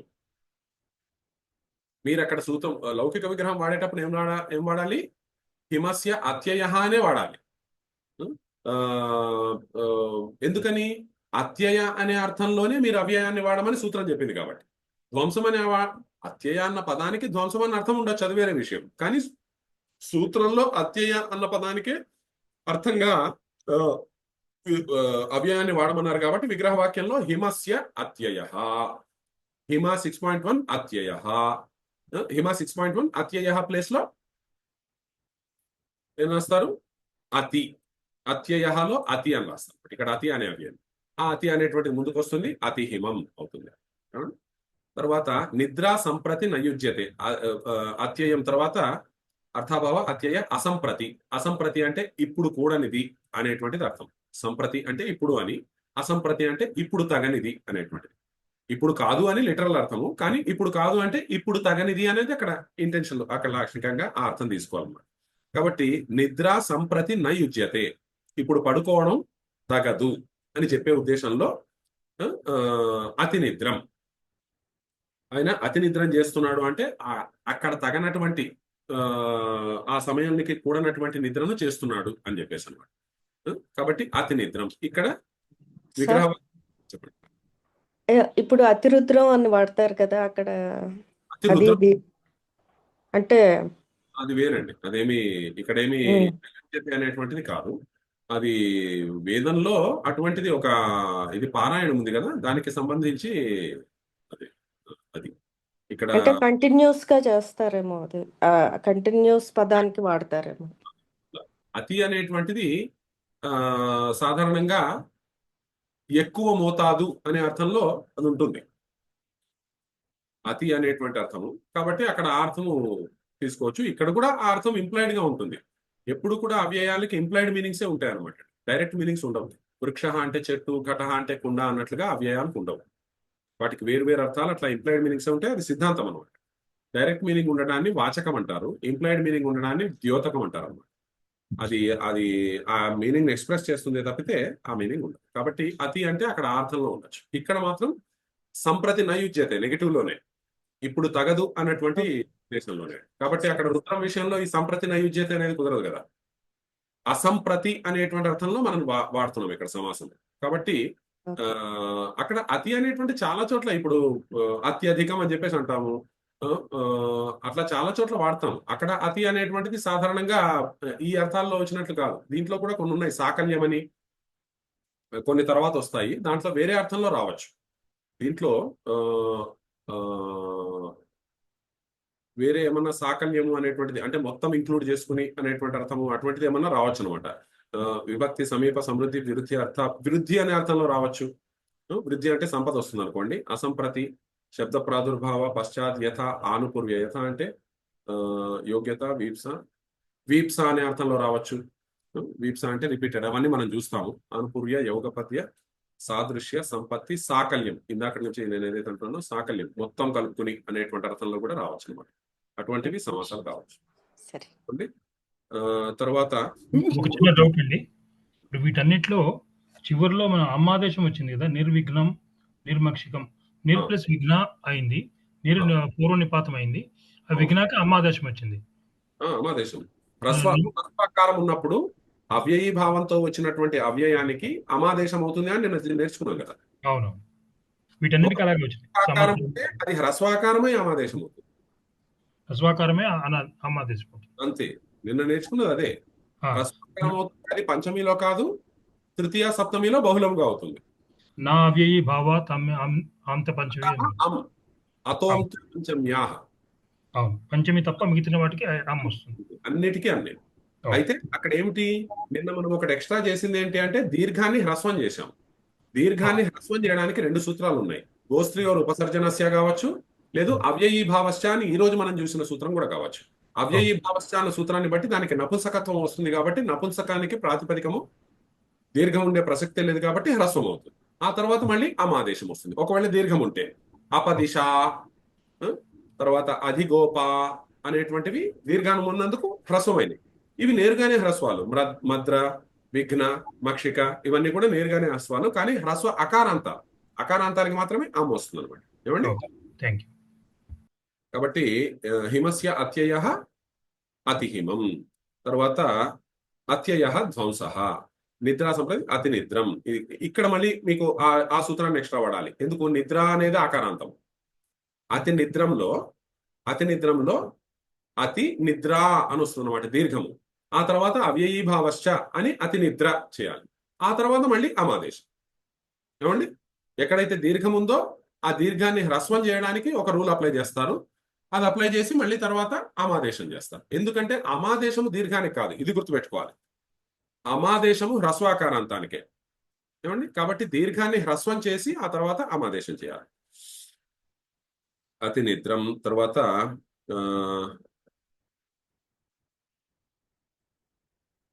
నిద్రా సంప్రతి అతి నిద్రం. హరిశబ్దస్య ప్రకాశ శబ్ద ప్రాదుర్భావ అని చెప్పేసి ఒక అర్థం ఉందన్నమాట. శబ్ద ప్రాదుర్భావ అంటే అదక్కడ ప్రకటించబడడం, ఒక రకంగా అదక్కడ కీర్తిగా ఉండడం, అదొక్కడ కీర్తిని ప్రసిద్ధిని పొందడం అనే అర్థంలో ఉంటుందన్నమాట. దాన్ని హరిశబ్దస్య ప్రకాశ, దానికి హరిశబ్దస్య ప్రకాశ అని చెప్పి ఇక్కడ హరిశబ్దస్య అనేటువంటిది, హరిశబ్దస్య అన్నప్పుడు మీకు హరి అన్నటువంటి దానికి 6.1 పెట్టేసి ప్రకాశ అనే అర్థంలో ఇతి అనేటువంటిది పెట్టాలన్నమాట. ఈ ఇతి హరి అనేటువంటిది స్పేస్ ఉండకూడదు. ఇతి హరి ఒకటే పదం, ఎందుకంటే సమాసం అయింది. సమాసం అయితే సంధి కంపల్సరీ, కాబట్టి ఇతి హరి ఒకటే పదం. కాబట్టి హరిశబ్దస్య ప్రకాశ, దానికి శబ్ద ప్రాదుర్భావ అనే నెక్స్ట్ అర్థం. అర్థాభావ అత్యయ అసంప్రతి శబ్ద ప్రాదుర్భావ అనే అర్థంలో ఇతి హరి వస్తుంది. విష్ణోహ పశ్చాత్ అను విష్ణు, తర్వాత పశ్చాత్ అనేటువంటి అర్థం అనమాట. పశ్చాత్ అనేటువంటి, పశ్చాత్ అంటే తరువాత విష్ణోహ పశ్చాత్, విష్ణువునకు తరువాత అనేటువంటిది. కాబట్టి విష్ణోహ పశ్చాత్ అన్నప్పుడు యాక్చువల్గా ఇక్కడ తర్వాత చెప్తారు. విష్ణోహ పశ్చాత్ అన్నప్పుడు విష్ణోహ అను విష్ణు అను విష్ణు అవుతుంది. ఇక్కడ ఇంకా మీకు వేరే ఏవి అమ్మాదేశాలు కానీ దీర్ఘాలు హ్రస్వాలు కావడాలు కానీ ఏమీ లేదు. అను విష్ణుతోటి క్లోజ్ అయిపోతుంది ప్రాసెస్. తర్వాత ఇప్పుడు పశ్చాత్ అంటే తరువాత అనే అర్థంలో ఉండేటువంటి అవ్యయము సుబంతంతో సమసిస్తుంది అని సూత్రం చెప్తుంది. ఆ తరువాత అనే అర్థంలో మీరు అను అని వాడారు, అందుకని అను విష్ణు అనేటువంటిది అయింది. అయితే తరువాత అనే అర్థంలోనే పశ్చాత్ అనే అవ్యయం కూడా ఉంది. మరి పశ్చాత్ తోటి కూడా సమాసం చేయొచ్చా అంటే తర్వాత చెప్తున్నారు అనమాట. పశ్చాత్ శబ్దస్యతు నా అయం సమాసః. దీనికి అపవాదాలు చెప్తున్నాను అనమాట. ఎట్లాగైతే ఇంతకుముందు ఆరాత్, సమయ, నికష తోటి మీరు సమాసం చేయకూడదు సమీపార్థం ఉన్నప్పటికీ అని చెప్తున్నారో, అట్లాగే పశ్చాత్ అర్థంలో పశ్చాత్ పదంతో మీరు సమాసం చేయకూడదు. పశ్చాత్ అనేది అవ్యయమే కదా, రూల్ చెప్పింది కదా అని చెప్పి మీరు చేయకండి అని చెప్పేసి చెప్తున్నారు. పశ్చాత్ శబ్దస్యతు నా అయం సమాసః. తతః పశ్చాత్ స్రౌస్యతే ఇది భాష్య ప్రయోగాలు. భాష్యకారులు ఒక మాట రాశారంటే అదే మనకి రూల్ అనమాట. తతః పశ్చాత్ స్రౌస్యతే, తతః పశ్చాత్ అని చెప్పేసి వారు తతః పశ్చాత్ అని ప్రయోగం చేయడం వల్ల అక్కడ ఆ ప్రయోగం తోటి ఏమర్థం అవుతుంది అంటే పశ్చాత్ అన్న పదంతో సమాసం చేయకూడదు అని చెప్పేసి తెలుస్తుంది. కాబట్టి భాష్యంలో ఈ రకమైన ప్రయోగం వారు రాసినప్పుడు తతః పశ్చాత్ అని ప్రయోగించారు కాబట్టి సమాసం చేసే అవకాశం ఉంటే వారు వదిలిపెట్టరు కాబట్టి ఎందుకంటే ఇవి నిత్య సమాసాలు అనమాట. నిత్య సమాసం ఏమిటి అనేటువంటిది మనం నెక్స్ట్ చూస్తాం. ఇవి ఖచ్చితంగా తప్పనిసరిగా చేయవలసినటువంటి సమాసాలు. తప్పనిసరిగా చేయబడటం అంటే అది విగ్రహ వాక్యం వేరే రూపంలో ఉంటుంది, సమాసమైన పదం వేరే రూపంలో ఉంటుంది అట్లాగా. కాబట్టి పశ్చాత్ శబ్దంతో కనుక వారికి సమాసం చేయవలసిన తప్పనిసరిగా సమాసం చేయవలసిన అవసరం ఉంటే వారు అక్కడ కూడా సమాసం చేసేవారు, కానీ అలా చేయలేదు వారు. కాబట్టి పశ్చాత్ శబ్దంతో దయచేసి సమాసం చేయకండి, ఎందుకంటే భాష్య ప్రయోగాత్, భాష్యంలో ఆ రకంగా ప్రయోగం ఉండటం వల్ల. తర్వాత ఇప్పుడు ఇక్కడ మీరు ఒకటి జాగ్రత్తగా గుర్తుపెట్టుకోవాలి. అదేమిటి అంటే ఇప్పటిదాకా విభక్తి, సమీప, సమృద్ధి, విరుద్ధి, అర్థాభావ, అత్యయ, అసంప్రతి, శబ్ద ప్రాదుర్భావ, పశ్చాత్ వరకు చూసాం. ఇప్పటిదాకా ఎన్ని అర్థాలైనవి? 1, 2, 3, 4, 5, 6, 7, 8, 9 అర్థాలైనవి. తరువాత యథ అని ఒకటి ఉంది. యథ అనేటువంటిదే 4 అర్థాలు చెప్తుంది. యథ అంటే ఇక్కడ ఇవన్నీ కూడా ఏమిటి? సప్తమిలో చెప్పబడ్డాయి. సప్తమి విభక్తి కదండి, ఇది సప్తమి బహువచనం. సప్తమిలో ఎప్పుడు కూడా సమాస విధాయక సూత్రం ఏం చెప్తుంది? ఈ అర్థాల్లో సమాసం కావాలి అని చెప్తుంది. కాబట్టి ఇక్కడ యథ అనేటువంటిది అవ్యయం ఉంది, కానీ ఇక్కడ యథ అనేటువంటిది అర్థం కోసం ప్రయోగించబడేది. ఏమండి? యథ అనే అర్థంలో ఏదైనా అవ్యయము సుబంతంతో సమసిస్తుంది అని ఇక్కడ అర్థం అనమాట. యథ అనడానికి 4 అర్థాలు ఉన్నాయి. ఆ 4 అర్థాల్లో కూడా సమాసం అవుతుంది. అది నెక్స్ట్ చెప్తున్నారు. ఏమండి? కాబట్టి యోగ్యత, వీప్స, పదార్థానతి వృత్తి సాదృశ్యం. యోగ్యత, వీప్స, పదార్థానతి వృత్తి సాదృశ్యాన్ని యథార్థాః. యథార్థములు అంటే యథ అన్న అవ్యయం యొక్క అర్థములు అని. యథార్థములు అంటే అవి నిజాలు అని కాదు. యథ అన్న అవ్యయం ఏదైతే ఇక్కడ దీంట్లో సూత్రంలో ప్రయోగించారో ఆ యథ అన్న ఒక పదానికే ఎన్ని అర్థాలు ఉన్నాయి? 4 అర్థాలు ఉన్నాయి. అందుకనే మొత్తం 16 ఉంటాయి వారు చెప్పిన అర్థాలు. దాంట్లో యథ అన్న దానికి ఒక్కదానికే 4 ఉంటాయి. అప్పుడు మొత్తం కలిపి ఎన్ని అవుతాయి? 39 మొత్తము 16 వారు చెప్పినవి. 9 + 4. దాంట్లో యథ అన్న పదానికి ఆ 16లో ఒకదానికి యథ అన్నదానికి 4. కాబట్టి ఆ యథ అనేటువంటి తీసేసి 4 కలపాలి. అప్పుడు 15 + 4 19 అవుతాయి అనమాట. మొత్తం 19 అర్థాల్లో సూత్రాన్ని ఇది విధిస్తుంది. కాబట్టి యథ అన్న పదానికి 4 అర్థాలు ఉన్నాయి. ఆ 4 అర్థాలు ఏమిటి అంటే యోగ్యత, ఎలిజిబిలిటీ, వీప్స అంటే రిపిటీషన్, వీప్స అంటే రిపిటీషన్ అని తీసుకోవచ్చు. తర్వాత పదార్థ అనతివృత్తి అంటే ఆ లిమిట్ ని దాటకపోవడం. తర్వాత సాదృశ్యం అంటే సిమిలారిటీ. ఈ 4 కూడా యథ అన్న పదానికి అర్థాలు. ఇది యథార్థాః. ఈ 4 అర్థాల్లో కూడా మీకు సమాసాలు అవుతాయి. ఇప్పుడు మొదటిది యోగ్యత. యోగ్యత అనే అర్థంలో రూపస్య యోగ్యం అనురూపం అని వస్తుంది. అనురూపం అనేది రూపము, రూపస్య యోగ్యం యోగ్యత అనే అర్థంలో. రూపస్య యోగ్యం అనురూపం. దీనికి ఇదే సూత్రాన్ని కోట్ చేసి దీంట్లో ఉన్న యథ అన్నటువంటి దాంట్లో యోగ్యత అనేటువంటి అర్థం ఉంది కాబట్టి దాంతో సమాసం అయింది అనేది మనం అర్థం చేసుకోవాలి. మిగిలిన ప్రాసెస్ అంతా సేమ్. రూపస్య యోగ్యం అనురూపం. తర్వాత అర్థం, అర్థం ప్రతి, ప్రత్యర్థం. అర్థం, అర్థం ప్రతి ఇది వీప్స అంటారు అనమాట. వీప్స అంటే రిపిటీషన్, పౌనఃపున్యం. ఒకే ఒక దాంతో రిపిటేటివ్ గా ఒక దాంతో కనెక్ట్ అయి ఉండడం అనమాట. కాబట్టి వీప్స అంటే రిపిటీషన్. కాబట్టి అర్థం, అర్థం ప్రతి, ప్రత్యర్థం. ప్రతిశబ్దస్య వీప్సాయాం కర్మ ప్రవచనీయ సంజ్ఞా విధాన సామర్థ్యాత్ తద్యోగే ద్వితీయ గర్భం వాక్యమపి. ఇక్కడ వీటన్నిటినీ కూడా మీరు ఇప్పటిదాకా ఏవైతే ఉదాహరణలు చూశారో ఈ ఉదాహరణలన్నింటిలో కూడా ఇప్పుడు మీరు రామస్య బాణః ఏమైతుంది? సమాసము రామ బాణః అవుతుంది. దేవస్య ఆలయ దేవాలయ అవుతుంది. ఏవైతే విగ్రహవాక్యాల్లో పదాలు ఉన్నాయో 2, ఆ విగ్రహవాక్యంలో ఏవైతే 2 పదాలు ఉన్నాయో అవే సమాసంలో పదాలుగా తయారైనాయి. కానీ ఇక్కడ ఇప్పటిదాకా మీరు చూసినటువంటి ఏ ఉదాహరణలో కూడా 2 పదాలు సమాసంగా కాలేదు.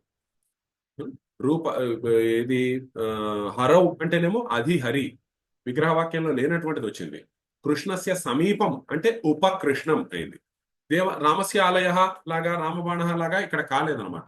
వీటినన్నిటిని అంటే దీన్ని బట్టి మనకు అర్థమయ్యేది ఏమిటి అంటే కృష్ణస్య సమీపం అన్న వాక్యాన్ని మనం ప్రయోగించవచ్చు, ఉపకృష్ణం అని కూడా మనం ప్రయోగించవచ్చు. ఉపకృష్ణం అనేటువంటిది it has its own meaning, it has its own existence. దానికి స్వతంత్రమైనటువంటి ఎగ్జిస్టెన్స్ ఉన్నది. కృష్ణస్య ఉప అనేటువంటిది మనం అలౌకిక విగ్రహవాక్యంలో రాసాం కానీ కృష్ణ 6.1 ఉప అని చెప్పేసి, లోకంలో మాత్రం కృష్ణస్య సమీపం అనే అంటాం. లోకంలో కృష్ణస్య ఉప అని కూడా అనం. లోకంలో కృష్ణస్య సమీపం అని అంటాం. ఆ అర్థంలో ఉపకృష్ణం అనేటువంటిది ఒక ఇండిపెండెంట్ గా ఒక సమాసం ఏర్పడింది అనమాట. దీన్ని నిత్య సమాసము అంటారు. ఇక్కడ ఒక విషయం అర్థం చేసుకోవాల్సింది ఏమిటి అంటే, రామస్య బాణ రామబాణ అన్నప్పుడు మీకు సమాసంలో ఏ పదాలు అయితే కనిపిస్తున్నాయో అవే పదాలు విగ్రహవాక్యంలో కూడా కనిపిస్తున్నాయి. ఇటువంటి విగ్రహవాక్యాన్ని స్వపద విగ్రహము అంటాం. స్వం అంటే అక్కడ సమాసం, సమాసంలో ఉండే పదాలతోటే విగ్రహవాక్యం రావడం. స్వపద విగ్రహం. రామస్య బాణ రామబాణ, రామస్య ఆలయ రామాలయ. కానీ ఇక్కడ కృష్ణస్య సమీపం ఉపకృష్ణం. ఇది స్వపద విగ్రహమా? ఉపకృష్ణం అనేటువంటిది సమాసం, కానీ విగ్రహవాక్యం వచ్చేసి కృష్ణస్య సమీపం. అంటే సమాసంలో ఉన్న అన్ని పదాలు మీకు విగ్రహవాక్యంలో కనపడడం లేదు. దీన్ని అస్వపద విగ్రహం అంటాం. ఏదైతే సమాసంలో ఉన్న పదాలు విగ్రహవాక్యంలో కనిపిస్తాయో అటువంటి విగ్రహము స్వపద విగ్రహము. విగ్రహము అంటే ఎక్స్ప్లెనేటరీ సెంటెన్స్, ఆ సమాసం యొక్క అర్థాన్ని. ఏదైతే ఇది ఉంటుందో దేనికైతే అలా ఉండదు. అంటే సమాసంలో కనిపించే ఒక పదం మాత్రం ఖచ్చితంగా కనిపిస్తుంది విగ్రహవాక్యంలో, ఇంకో పదం కనపడదు అనమాట. అటువంటి దాన్ని అస్వపద విగ్రహము అంటాం. దేనికైతే అస్వపద విగ్రహం ఉంటుందో, అంటే ఏది సమాసంలో కనిపించే పదాలు విగ్రహవాక్యంలో అన్నీ కూడా కనిపించవో, దానిని నిత్య సమాసము అంటాం. నిత్య సమాసము అంటే అర్థం ఏమిటి అంటే, ఆ వర్డ్ ఆ రకంగానే ఇండిపెండెంట్ ఎగ్జిస్టెన్స్ కలిగి ఉన్నది అని దాని అర్థం అనమాట. అందుకని దాన్ని నిత్య సమాసము అని చెప్పేసి అంటాం. ఇప్పుడు రూపస్య యోగ్యం తర్వాత అర్థం ప్రతి అన్నప్పుడు ప్రత్యర్థం అనేటువంటిది వచ్చింది. ప్రత్యర్థం అన్నప్పుడు అందుకని వీటన్నిటికీ కూడా విగ్రహవాక్యాల్లో ఉన్నటువంటి రూపాలే, విగ్రహవాక్యాల్లో ఉన్నటువంటి అన్ని పదాలు కాకుండా విగ్రహవాక్యంలో ఉన్నటువంటి పదం స్థానంలో వేరే అవ్యయం వచ్చింది. అందుకని ఇవన్నీ కూడా స్వపద విగ్రహాల అస్వపద విగ్రహాల ఇప్పటిదాకా మనం చెప్పినవి. అస్వపద విగ్రహం. అస్వపద విగ్రహం. విగ్రహము అనేటువంటిది వాక్యం.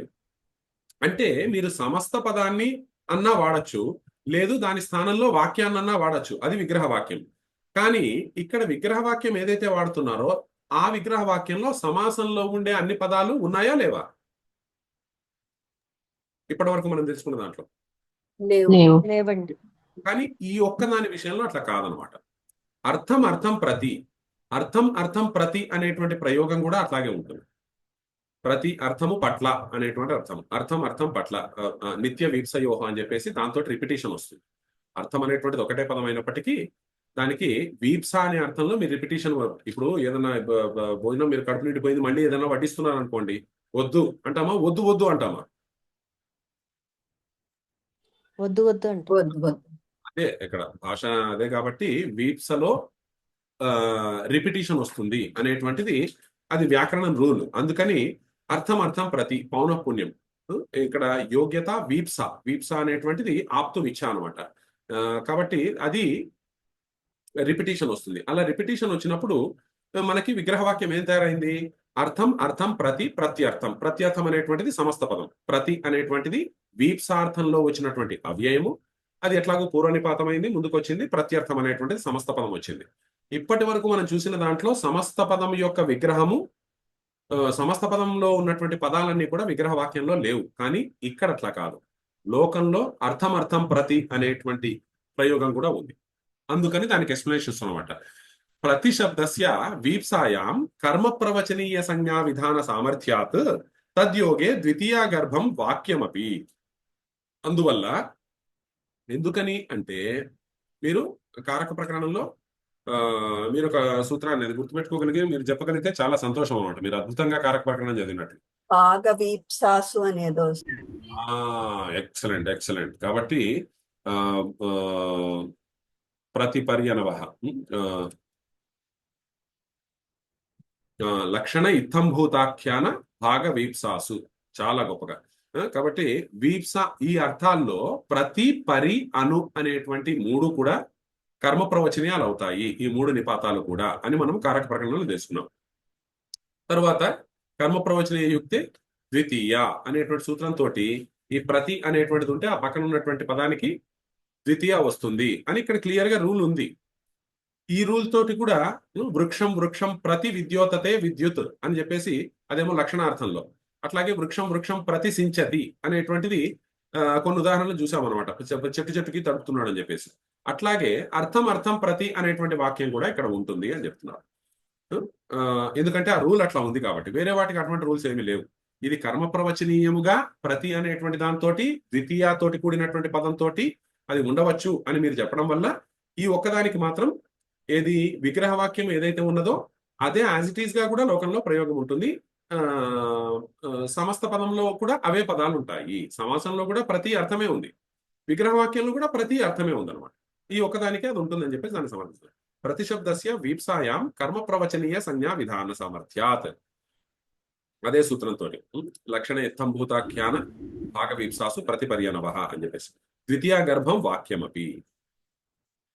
ఇది ప్రత్యర్థం ఇది కాదు, నిత్య సమాసం. ప్రత్యర్థం నిత్య సమాసం కాదు అనుకోవచ్చు, అట్లా అనుకోవచ్చు. ఎందుకంటే అర్థం అర్థం ప్రతి అనేటువంటి వాక్యం కూడా ఉంటుంది. స్వపద విగ్రహమే ఉంటుంది, దానికి స్వపద విగ్రహం ఉంటుంది కాబట్టి దీనికి నిత్య సమాసం కాదు అనుకోవచ్చు అనమాట. కాబట్టి తరువాత పదార్థ అనతివృత్తి, ఇవి 4 కూడా యథ అన్న దానికి ఉన్నటువంటి 4 అర్థాలు. దాంట్లో యోగ్యత, వీప్స, పదార్థ అనతివృత్తి, సాదృశ్యం, ఇలా 4 అర్థాలు ఉంటాయి. దీంట్లో 3వ అర్థం వచ్చేసి పదార్థ అనతివృత్తి, అంటే నాట్ ఎక్సీడింగ్ ద లిమిట్స్ అని అర్థం అనమాట. పదార్థం యొక్క అనతివృత్తి, అది దాటి ప్రవర్తించకపోవడం అనేటువంటిది. కాబట్టి అట్లా కనుకుంటే శక్తిం అనతిక్రమ్య యథాశక్తి, ఇది మనకి బాగా పాపులర్. యథాశక్తి అనేటువంటిది శక్తిం అనతిక్రమ్య, శక్తిని మించకుండా అనేటువంటిది. అనతిక్రమ్య అనే దీన్ని రాయాలి. శక్తిం అనుగుణ్య అని ఇంకొకటి రాయకూడదు. శక్తి అనతిక్రమ్య అని ఎందుకు రాయాలి అంటే అక్కడ అర్థము యథా యొక్క అర్థము అనతివృత్తి అనే అర్థం, పదార్థ అనతివృత్తి అని అర్థం. కాబట్టి శక్తిం అనతిక్రమ్య యథాశక్తి. ఇక్కడ శక్తి 2.1 పెడతారు అలౌకిక విగ్రహంలో. శక్తి 2.1 యథా అని పెడతారు అనమాట. శక్తిం అనతిక్రమ్య, శక్తి 2.1 యథా అని పెట్టి మిగిలిన ప్రాసెస్ అంతా సేమ్. దీంట్లో అకారాంతం కాదు కాబట్టి యథాశక్తితో ఆగిపోతుంది. తర్వాత ఈ యథ అన్నటువంటి ఇక్కడ ఆ యథాకి ఈ యథాకి కన్ఫ్యూజ్ కాకూడదు. ఇక్కడ యథ అనేటువంటిది పదార్థ అనతివృత్తి అన్న అర్థంలో వచ్చినటువంటి ఒక అవ్యయం. సూత్రంలో ఏదైతే యథ అనేది ఉందో ఈ అర్థంలో సమాసం కావాలి అని చెప్పేటువంటి పదం. ఆ పదానికి 4 అర్థాలు ఉన్నాయి ఏమండి అట్లా. కాబట్టి హరేహే సాదృశ్యం, ఇది యథ అన్న పదానికి ఉన్న 4వ అర్థం వచ్చేసి సాదృశ్యం అనమాట. హరేహే సాదృశ్యం సహరి, హరితో పోలిక, హరితో పోలిక, హరితో పోల్చదగిన వాడు అని కాదు, హరితో పోలిక అనమాట సాదృశ్యం. హరేహే సాదృశ్యం సహరి. ఇక్కడ హరేహే అన్నప్పుడు హరి 6.1 సాదృశ్యం. హరేహే 6.1 హరేహే హరి 6.1 తర్వాత సహరి అనేటువంటిది స అనేటువంటి అవ్యయము లేదు. యాక్చువల్గా అక్కడ సహ అనేటువంటిది అవ్యయం అనమాట. సో అక్కడ విగ్రహవాక్యం ఎట్లా వస్తుంది అంటే హరేహే హరేహే సాదృశ్యం అని వచ్చి నెక్స్ట్ హరేహే, హరేహే అంటే ఏం రాయాలి నెంబరు 6.1. హరి 6.1. 6.1 సాదృశ్యం అన్న దాంట్లో సహ అని వస్తుంది. సహ అనేటువంటిది ముందు ఉంటుందా తర్వాత ఉంటుందా? ముందుంటుంది. దాంతో సహ హరి కావాలి. ఈ సహ అనేటువంటిది చాలా చోట్ల అవ్యయీభావ సమాసంలో, చాలా చోట్ల సహ అన్న ప్లేస్ లో స అనేటువంటిది ఆదేశం అవుతుంది. ఎప్పుడన్నా కూడా స అనేటువంటిది ముందుగా ఎక్కడన్నా కనిపిస్తే అది స అనేటువంటిది ఉపసర్గనో నిపాతమనో మనం అనుకోకూడదు. సహ అన్న ప్లేస్ లో ఇప్పుడు సోదరుడు అంటే స ఉదరుడు అని, ఇప్పుడు కూడా సహ అనమాట. సహోదరుడు ప్లేస్ లోనే సోదరుడు వచ్చింది. కొన్ని ప్లేస్ లో అట్లా ఇప్పుడు సకుటుంబము అంటే సహ కుటుంబము అని అర్థం. అక్కడ సహ ప్లేస్ లో సహ ఆదేశం అవుతుంది అనమాట. అట్లా ఎట్లా ఆదేశం అవుతుంది అనేటువంటి సూత్రం తర్వాత చెప్తారు. అదే విషయం ఇక్కడ చెప్తున్నారు. హరేహే సాదృశ్యం సహరి వక్ష్యమాణేన సహస్య సహ. సాదృశ్యంలో కూడా సహా దృశ్యం ఉంది కదా, సాదృశ్యమైంది కదా. సాదృశ్యం అనేటువంటిది సదృశస్య భావ, దాంట్లో అట్లా అయింది. మీరు చెప్పినట్టు కరెక్టే. సదృశ్యం, సదృశ్యం, సదృశం అనేటువంటి పదానికి తద్ధిత ప్రత్యయం వచ్చి సాదృశ్యం అయింది. సదృశ్యం అనేటువంటిది అక్కడ కూడా సహా అన్నటువంటి సహ అనేటువంటిది దాంతో వస్తుంది. అది సహ అన్నటువంటి దానికి సా వస్తుంది. ఏమండి, సా అనేటువంటిది విడిగా ఏమీ లేదు. కాబట్టి ఇక్కడ సహ హరి అన్నటువంటిది వచ్చిన తర్వాత నెక్స్ట్ సూత్రం పనిచేస్తుంది. అందుకని అదే మాట ఏం చెప్తున్నాడు అంటే వక్ష్యమాణేన. వక్ష్యమాణేన అంటే ఫ్యూచర్ టెన్స్ అన్నమాట. చెప్పబోయేటువంటి దానితోటి సహస్య సహ. సహ అన్నటువంటి దానికి స అనే ఆదేశం అవుతుంది. సో ఇక్కడ యథ అన్నటువంటి పదం యొక్క అర్థాలు అయిపోయినాయి. దాంతో ఇప్పటిదాకా ఎన్ని అర్థాలు అయినట్టు? ఈ సా అనేది ఉపసర్గంలో లేదు కదండి, అసలు సా అనేది లేదు ఉపసర్గంలో, సు ఉంది. అందుకని ఆ రకమైన కన్ఫ్యూజన్ రాదేమో. ఉపసర్గలు అనేటువంటివి మొత్తం అవ్యయాల్లో ఒక చిన్న భాగం. ఓకే ఉపసర్గలు అవ్యయాలే. ఉపసర్గలు 22. ఓకే చాలా ఉన్నాయి అన్నమాట. ఓకే ఇక్కడ మనకి కొద్దిగా పరిచయం ఉన్నటువంటి ఇవి వచ్చినాయి కాబట్టి ఇప్పుడు మీకు ఉపసర్గల్లో యథా కూడా లేదు. మరి ఓకే ఉపసర్గల్లో యథా ఉందా? లేదు లేదు. మరి ఇక్కడ యథా వచ్చింది కదా. మీకు ఉపసర్గలు చాలా, ఇప్పుడు మీకు అవ్యయాలు చాలా ఉంటాయి. చెప్పారు, కరెక్టే, నేను చెప్పారు. ఉపసర్గలు అవ్యయాలు అనేది ఒక పెద్ద గ్రూపు. దాంట్లో ఒక చిన్న గ్రూపు నిపాతాలు. దాంట్లో ఆ నిపాతాల్లో ఒక చిన్న గ్రూప్ ఉపసర్గలు అన్నమాట. ఓకే అవ్యయాలు చాలా ఉంటాయి. ఇప్పుడు చా, తు ఇవన్నీ కూడా ఉంటాయి కదా. అవి కాకుండా వేరే కృత్ప్రత్యయాలతోటి ఇవన్నీ కూడా అవుతాయి. మనము ఏం చూస్తున్నాము? హరేహ సాదృశ్యం సహరి, వక్ష్యమాణేన సహస్య సహ, జ్యేష్ఠస్య. ఇప్పుడు ఎన్ని అర్థాలు అయినవి అనేటువంటి చూస్తున్నాం. ఇక్కడ విభక్తి, సమీప, సమృద్ధి, విరుద్ధి, అర్థాభావ, అత్యయ, అసంప్రతి, శబ్ద ప్రాదుర్భావ, పశ్చాత్, యథ. ఇక్కడికి ఎన్ని అర్థాలు అయినాయి? 1, 2, 3, 4, 5, 6, 7, 8, 9. 9 ప్లస్ యథాలో 4 ఎన్నైనాయి? 13 అయినాయి. తర్వాత ఆనుపూర్వ్య, యౌగపద్య, సాదృశ్య, సంపత్తి, సాకల్య, అంత ఇంకో 6 ఉన్నాయి. ఏమండి? కాబట్టి మొత్తం 19 అర్థాలు అనమాట. ఇక్కడ ఉండే పదాలు మాత్రం 16. పదాలు 16 ఉంటాయి. దాంట్లో ఈ యథ అన్న దానికి 4 ఉండడం వల్ల మొత్తం 19 అవుతాయి. నెక్స్ట్ ఆనుపూర్వ్యం. ఆనుపూర్వ్యం అంటే సీక్వెన్స్. ఆనుపూర్వ్యం అంటే సీక్వెన్స్ అనమాట. సీక్వెన్స్ అనే అర్థంలో కూడా ఒక అవ్యయాన్ని తీసుకొచ్చేసి మీరు దీంతో కలిపేయచ్చు. ఇది సుబంతంతో కలిపేయచ్చు. కాబట్టి జ్యేష్ఠస్య ఆనుపూర్వ్యం ఆనుపూర్వ్యేణ, జ్యేష్ఠస్య ఆనుపూర్వ్యేణ ఇది అనుజ్యేష్ఠం. ఇక్కడ జ్యేష్ఠస్య ఆనుపూర్వ్యేణ అనే విగ్రహం వాక్యం రాసి జ్యేష్ఠ 6.1 అని రాసి అను అని పెట్టేయాలి. ఇంతకుముందు అను అనేటువంటిది ఫాలో కావడానికి కూడా వచ్చింది. పశ్చాత్ అనే అర్థంలో కూడా అను వచ్చింది. అట్లా వేరు వేరు అర్థాలు ఉంటాయి అనమాట అవ్యయాలకి. దీనికి ఇట్లా ఫిక్స్డ్ మీనింగ్స్ ఉండవు. కాబట్టి ఇక్కడ అనుజ్యేష్ఠం. ఇక్కడ అనుజ్యేష్ఠం అంటే జ్యేష్ఠస్య ఆనుపూర్వ్యేణ. అక్కడ అనురూపం అంటేనేమో రూపస్య సాదృశ్యం. తర్వాత ఇంకొకటి ఏదో అను అన్నప్పుడు పశ్చాత్లో అను విష్ణు. అను విష్ణు అంటేనేమో విష్ణువుని ఫాలో కావడం. చూడండి, అను విష్ణు అంటేనేమో విష్ణోహ పశ్చాత్. అనురూపం అంటే రూపస్య సాదృశ్యం. అనురూపం అంటేనేమో రూపస్య సాదృశ్యం. ఇక్కడ అనుజ్యేష్ఠం అంటేనేమో జ్యేష్ఠస్య ఆనుపూర్వ్యేణ. ఒకే అనుకి వేరు వేరు అర్థాలు ఉంటాయి. అవ్యయాలకు అందుకనే ఫిక్స్డ్ మీనింగ్స్ ఉన్నాం. ఓకే, అనుపూర్వ్యేణ అంటే సార్, ఆనుపూర్వ్యేణ అంటే సీక్వెన్స్, క్రమముగా, క్రమము. అనుపూర్వి అంటే క్రమం అనమాట. ఆనుపూర్వి, అనుపూర్వ అన్నటువంటి దానికే తద్ధిత ప్రత్యయం వచ్చి ఆనుపూర్వి అవుతుంది అనమాట. ఆనుపూర్వి అంటే క్రమం. అంటే దీని తర్వాత ఏ తర్వాతనే బి ఉండాలి, బి తర్వాతనే సి ఉండాలి, సి తర్వాతనే డి ఉండాలి అనేటువంటిది ఆనుపూర్వి అంటారు, క్రమము. కాబట్టి జ్యేష్ఠస్య ఆనుపూర్వేణ అంటే ఇప్పుడు అక్కడ ఏదో చేస్తున్నారు సన్మానాలు, మొత్తానికి కూర్చోడానికి కుర్చీలో ఏవో ఉన్నాయి, తర్వాత కింద కూర్చోడానికి ఉన్నాయి.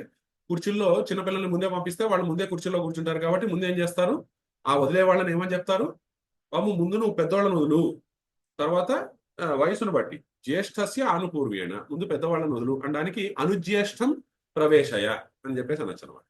కాబట్టి అది అనుజ్యేష్ఠం అవుతుంది ఆనుపూర్వ్యం అనే అర్థంలో ప్రతి అర్థం. చక్రేణ యుగపత్. యౌగపద్యం అంటే అలాంగ్ విత్ అని.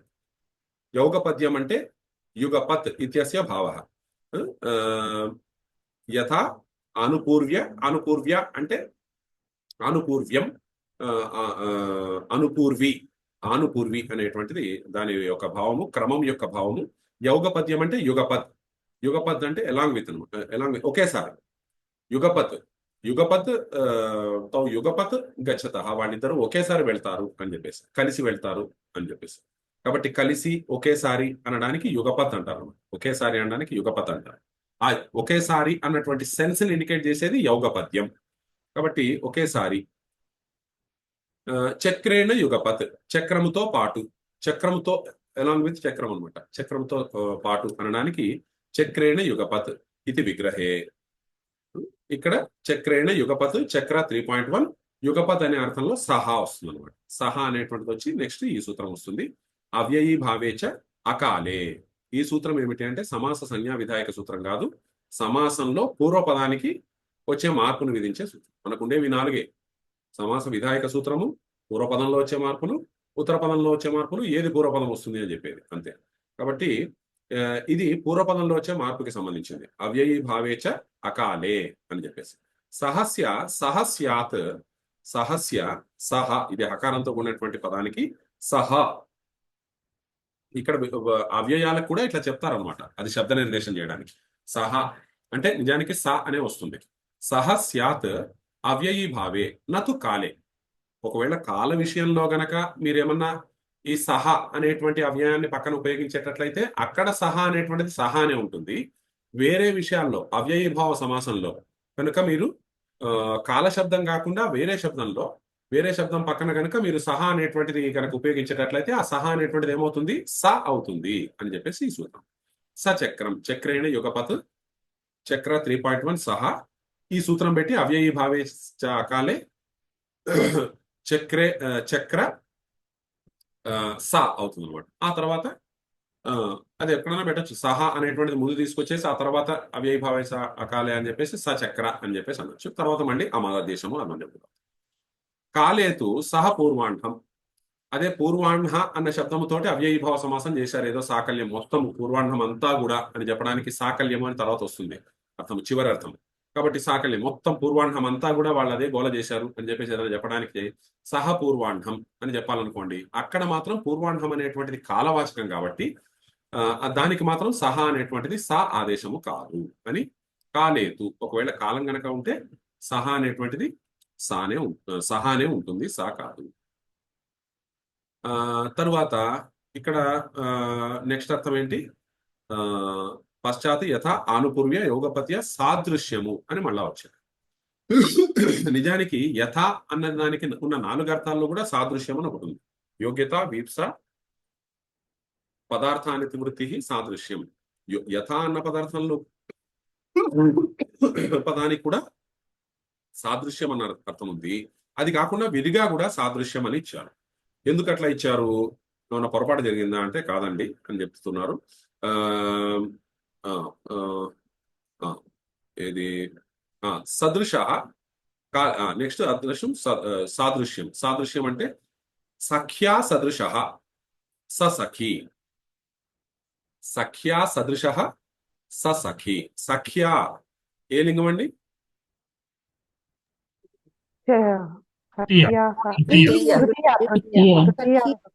ఏ లింగం, స్త్రీలింగం. స్త్రీలింగం.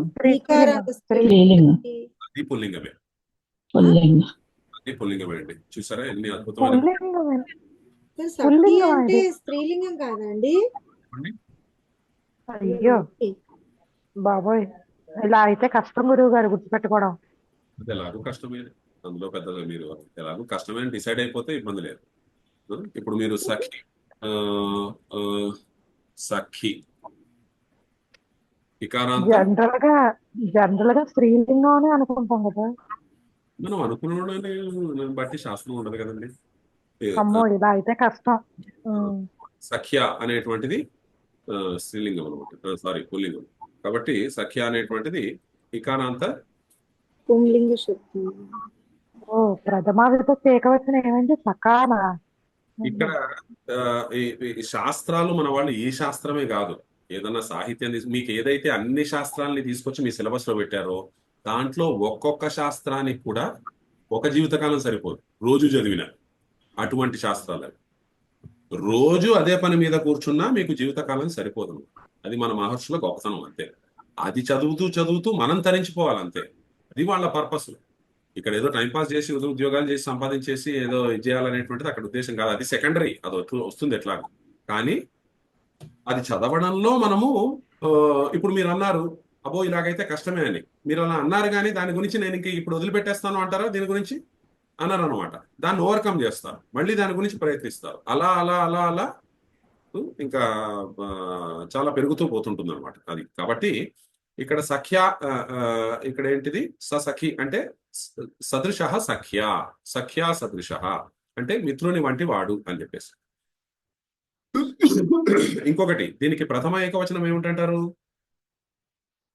సఖి అనేటువంటిది పుల్లింగం. దీనికి ప్రథమ ఏకవచనం ఏంటో చూసి సఖ మనం చూసినప్పుడు పుల్లింగం అనుకుంటామా స్త్రీలింగం అనుకుంటామా? స్త్రీలింగం అనుకుంటాం. సఖ అంటే ఇతను నా మిత్రుడు అని అర్థం అనమాట, పుల్లింగం అది. ఏమండి? అంతేకాదు సఖి అనేది ఈ కారాంతంలో కూడా పుల్లింగమే ఉంది. బాబోయ్ ఎన్ని విషయాలు తెలిసిపోతున్నాయి ఈరోజు. చూడండి, సఖీ అని ఉందనుకోండి, ఈ కారాంత పుల్లింగము ఈ కారాంత పుల్లింగం. సఖీ అనేది ఈ కారాంత స్త్రీలింగం ఇక్కడ ఇవ్వనే లేదనమాట. భవతు. సరే, ఇక్కడ మనకి వచ్చేసి సఖ్య అనేటువంటిది ఇదే అనుకోండి, ఇకారాంత హ్రస్వ ఇకారాంతము, దాంతో మిత్రుని తోటి అని చెప్పేసి. కాబట్టి మిత్రుని లాగా, మిత్రుని వంటివాడు అని చెప్పేసి, మిత్రుని వంటివాడు. అక్కడేమో హరేహే ఎందుకని అంటే ఇక్కడ చెప్తారనమాట. ఇప్పుడు యథ అన్న పదం యొక్క అర్థంలోనూ కూడా సాదృశ్యం వచ్చింది. అది కాకుండా విడిగా ఎందుకు సాదృశ్యం అని చెప్పారంటే సాదృశ్యం రెండు రకాలు. అక్కడ విష్ణోహ సాదృశ్యం, హరేహే సాదృశ్యం అన్నారు. అంటే దాని అర్థము హరితో పోలిక అని మాత్రమే. సాదృశ్యం అనేటువంటిది అక్కడ ముఖ్యం. ఇక్కడ సఖ్యా సదృశ అంటే మిత్రుని వంటివాడు అనేటువంటిది. అంటే ఇక్కడ వ్యక్తి ముఖ్యము, సాదృశ్యం సెకండరీ అన్నమాట. ఇక్కడ ముఖ్యము గౌణము అనేటువంటిది ఎలా డిసైడ్ చేయాలి అంటే క్రియాపదంతో అన్వయం. సఖ్యా సదృశ గచ్చతి, మిత్రుని వంటి వాడు వెళ్తున్నాడు. హరేహ సదృశం అస్తి, ఆ మూర్తి అనేటువంటిది విష్ణువు వంటిది, వంటి పోలిక అనమాట. హరేహ సాదృశ్యం మాకురు, విష్ణువుతోటి పోలికను చేయవద్దు. అంటే పోలిక అనేటువంటిదే అక్కడ మెయిన్ అయిపోయింది. పోలికను అనే ద్వితీయ. లేదు హరేహ సాదృశ్యం అస్తి అని అన్నాం అనుకోండి, అక్కడ సాదృశ్యం అస్తి అన్న పదము రెండింటికి పక్కన పెట్టండి. ఏమిటి? సఖ్యా సదృశ అస్తి, హరేహ సాదృశ్యం అస్తి. హరేహ సాదృశ్యం అస్తి అంటే ఏంటి? విష్ణువు యొక్క పోలిక ఉన్నది. సఖ్యా సదృశ అస్తి అంటే మిత్రుడితోటి పోల్చదగినటువంటి వాడు ఉన్నాడు. కాబట్టి పోల్చదగినటువంటి వాడులో వ్యక్తి ఉన్నాడు, వ్యక్తిలో పోలిక ఉన్నది. ఇది సెకండరీ అనమాట. విష్ణువుతో పోలిక ఉన్నది అన్నప్పుడు పోలిక అన్నటువంటిదే ప్రైమరీ, అదే చెప్తారు. కాబట్టి మరి సాదృశ్యం అని అక్కడ ఉంది కదా, ఇక్కడ కూడా ఎందుకు వచ్చింది అని నెక్స్ట్ క్వశ్చన్ వేసి, యథార్థత్వేనైవ సిద్ధే. యథా అన్న పదంలోనే సాదృశ్యం అని ఒకసారి చెప్పావు కదయ్యా, చెప్పినవే 19, మళ్ళీ దాంట్లో మళ్ళీ రిపిటీషన్లు. అంటే యథార్థత్వేన ఏవ, యథా అన్న అవ్యయంతోనే దాని యొక్క అర్థంలోనే సిద్ధే ఆల్రెడీ ఎస్టాబ్లిష్ అయిన తర్వాత పునః సాదృశ్య గ్రహణం, మరలా సాదృశ్యం అనేటువంటిది ఎందుకు తీసుకున్నాడు అంటే గుణభూతేపి సాదృశ్యే యథా స్యాత్ ఇత్యేవం అర్థం. గుణభూతము అంటే గౌణం, ముఖ్యము గౌణం అనేటువంటిది, ఇంపార్టెంట్ అన్ఇంపార్టెంట్. ఇక్కడ దీంట్లో అన్ఇంపార్టెంట్ సాదృశ్యానికి కూడా మీరు సమాసం నిరభ్యంతరంగా చేయొచ్చు, అవ్యయభావ సమాసం అని చెప్పడానికి ససఖి అనేటువంటిది వస్తుంది. తర్వాత క్షత్రాణం సంపత్తి, ఇది కూడా అటువంటిదే. ముందు సమృద్ధి అని చెప్పారు, ఇక్కడ సంపత్తి అని చెప్తున్నాం. సంపత్తి అర్థంలోనూ ఒక అవ్యయము సుబంధంతో సమృద్ధి అర్థంలోనూ ఒక అవ్యయము సుబంధంతో సమసిస్తుంది, అట్లా అనమాట. క్షత్రాణం సంపత్తి సక్షత్రం, ఇది కూడా సేమ్ అంతే. క్షత్రాణం అనేటువంటిది క్షత్ర 6.3, సంపత్తి క్షత్ర 6.3, సహా. ఆ తర్వాత సహా అనేటువంటిది ముందుకు వస్తుంది, సహా అనేది సా అవుతుంది. అవ్యయీభావే చ అకాలే అనేటువంటి, అవ్యయీభావే చాకాలే అనేటువంటి సూత్రంతో. ఇక్కడ సంపత్తి అంటే అర్థం ఏమొస్తుంది అంటే వృద్ధేహే ఆధిక్యం సమృద్ధి, రెండు వేరువేరండి. సమృద్ధి అంటే వృద్ధి, సంపద ఏదైతే మనము ఈ ధనధాన్యాలు ఏవైతే ఉన్నాయో వీటి యొక్క ఆధిక్యం, ఇవి ఎక్కువగా ఉండడం సమృద్ధి. అనురూప ఆత్మభావ సంపత్తి, దానికి అనువైనటువంటి యాక్టివిటీ, ఆ రకమైనటువంటి కర్మ చేయడం అనేటువంటిది సంపత్తి. ఇక్కడ సంపత్తి అనేటువంటిది పత్లు గతం అనేటువంటి ధాతువు నుంచి వస్తుంది. కాబట్టి ఇది అనురూప, దానికి అనువైనటువంటి యాక్టివిటీని కలిగి ఉండడం అనేటువంటిది. అంటే సక్షత్రం అంటే క్షత్రాణం సంపత్తి అంటే క్షత్రాణం అనురూపం కార్యం అని అర్థం అనమాట. క్షత్రియులకు అనువైనటువంటి పని అనేటువంటి ఇక్కడ అర్థం సక్షత్రం అంటే. అట్లా తీసుకోవాలి సంపత్తి అంటే. అనురూప ఆత్మభావ సంపత్తి ఇది భేద. సమృద్ధి వేరు, సంపత్తి వేరు అని చెప్పేసి. తర్వాత చిట్ట చివరిది వచ్చేసాము. అదేమిటంటే సాకల్యము. సాకల్యం అంటే అన్ని కలుపుకుని అనమాట. తృణమపి అపరిత్యజ్య సతృణం, గడ్డిపోచ కూడా మిగల్చకుండా అని చెప్పడానికి. తృణమపి అపరిత్యజ్య అంటే గడ్డిపోచను కూడా వదలకుండా అని లిటరల్ మీనింగ్. అంటే దాన్ని సతృణం. సతృణం అత్తి. అత్తి అంటే తింటాడు. అతను తినేటప్పుడు గడ్డిపోచను కూడా వదలకుండా తింటాడు. అంటే గడ్డిపోచను వదలకపోవడం అక్కడి పాయింట్ కాదు, మొత్తం అంతా తింటాడు. సాకల్యం అనేటువంటిది ఇక్కడ ఇదనమాట. అక్కడ తృణ శబ్దానికి ద్వితీయ పెట్టి తృణ 2.1 సహ అని పెట్టి ఆ సహా ప్లేస్ లో సహాని ముందుకు తీసుకొచ్చి ఆ సహా ప్లేస్ లో సా తీసుకొచ్చి సతృణం. సతృణ అవుతుంది. దానికి మళ్ళీ అమాదేశం. సాకల్యేన ఇత్యర్థ. నతు అత్ర తృణభక్షణే తాత్పర్యం. అంటే గడ్డిపోచలు కూడా తినేస్తాడా అనేటువంటిది కాదు. తృణభక్షణే తాత్పర్యంగా. తాత్పర్యము అంటే వక్తు ఇచ్ఛ అనమాట. చెప్పేవాడు ఉద్దేశము తాత్పర్యం. ఎప్పుడు కూడా మీరు ఎక్కడన్నా ఏదన్నా తాత్పర్యం అన్న పదం ఉపయోగించారంటే అక్కడ ఉద్దేశం ఏంటి?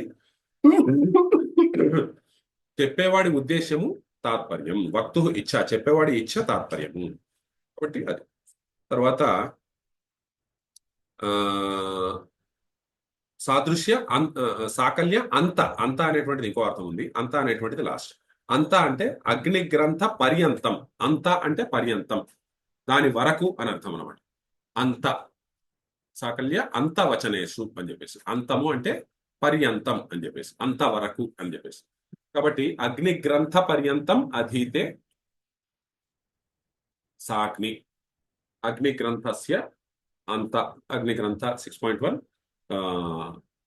అంత అనేటువంటి దాంట్లో సహ వస్తుంది. సహా అనే చాలా చోట్ల వస్తుంది. సహా అని వచ్చిన ప్రతిసారి అది ముందుకు వస్తుంది, సా అన్న ఆదేశం అవుతుంది. ఇది గుర్తుపెట్టుకోవాలి.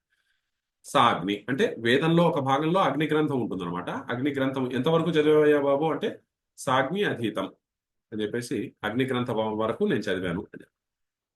తర్వాత యథా అసాదృశ్యే. ఇక్కడ మళ్ళీ ఇది తర్వాత సూత్రం అనమాట. ఈ సూత్రం ఏం చెప్తుంది అంటే ఈ ఆల్రెడీ 2 సాదృశ్యాలకి ఇంతకుముందు వచ్చినాయి.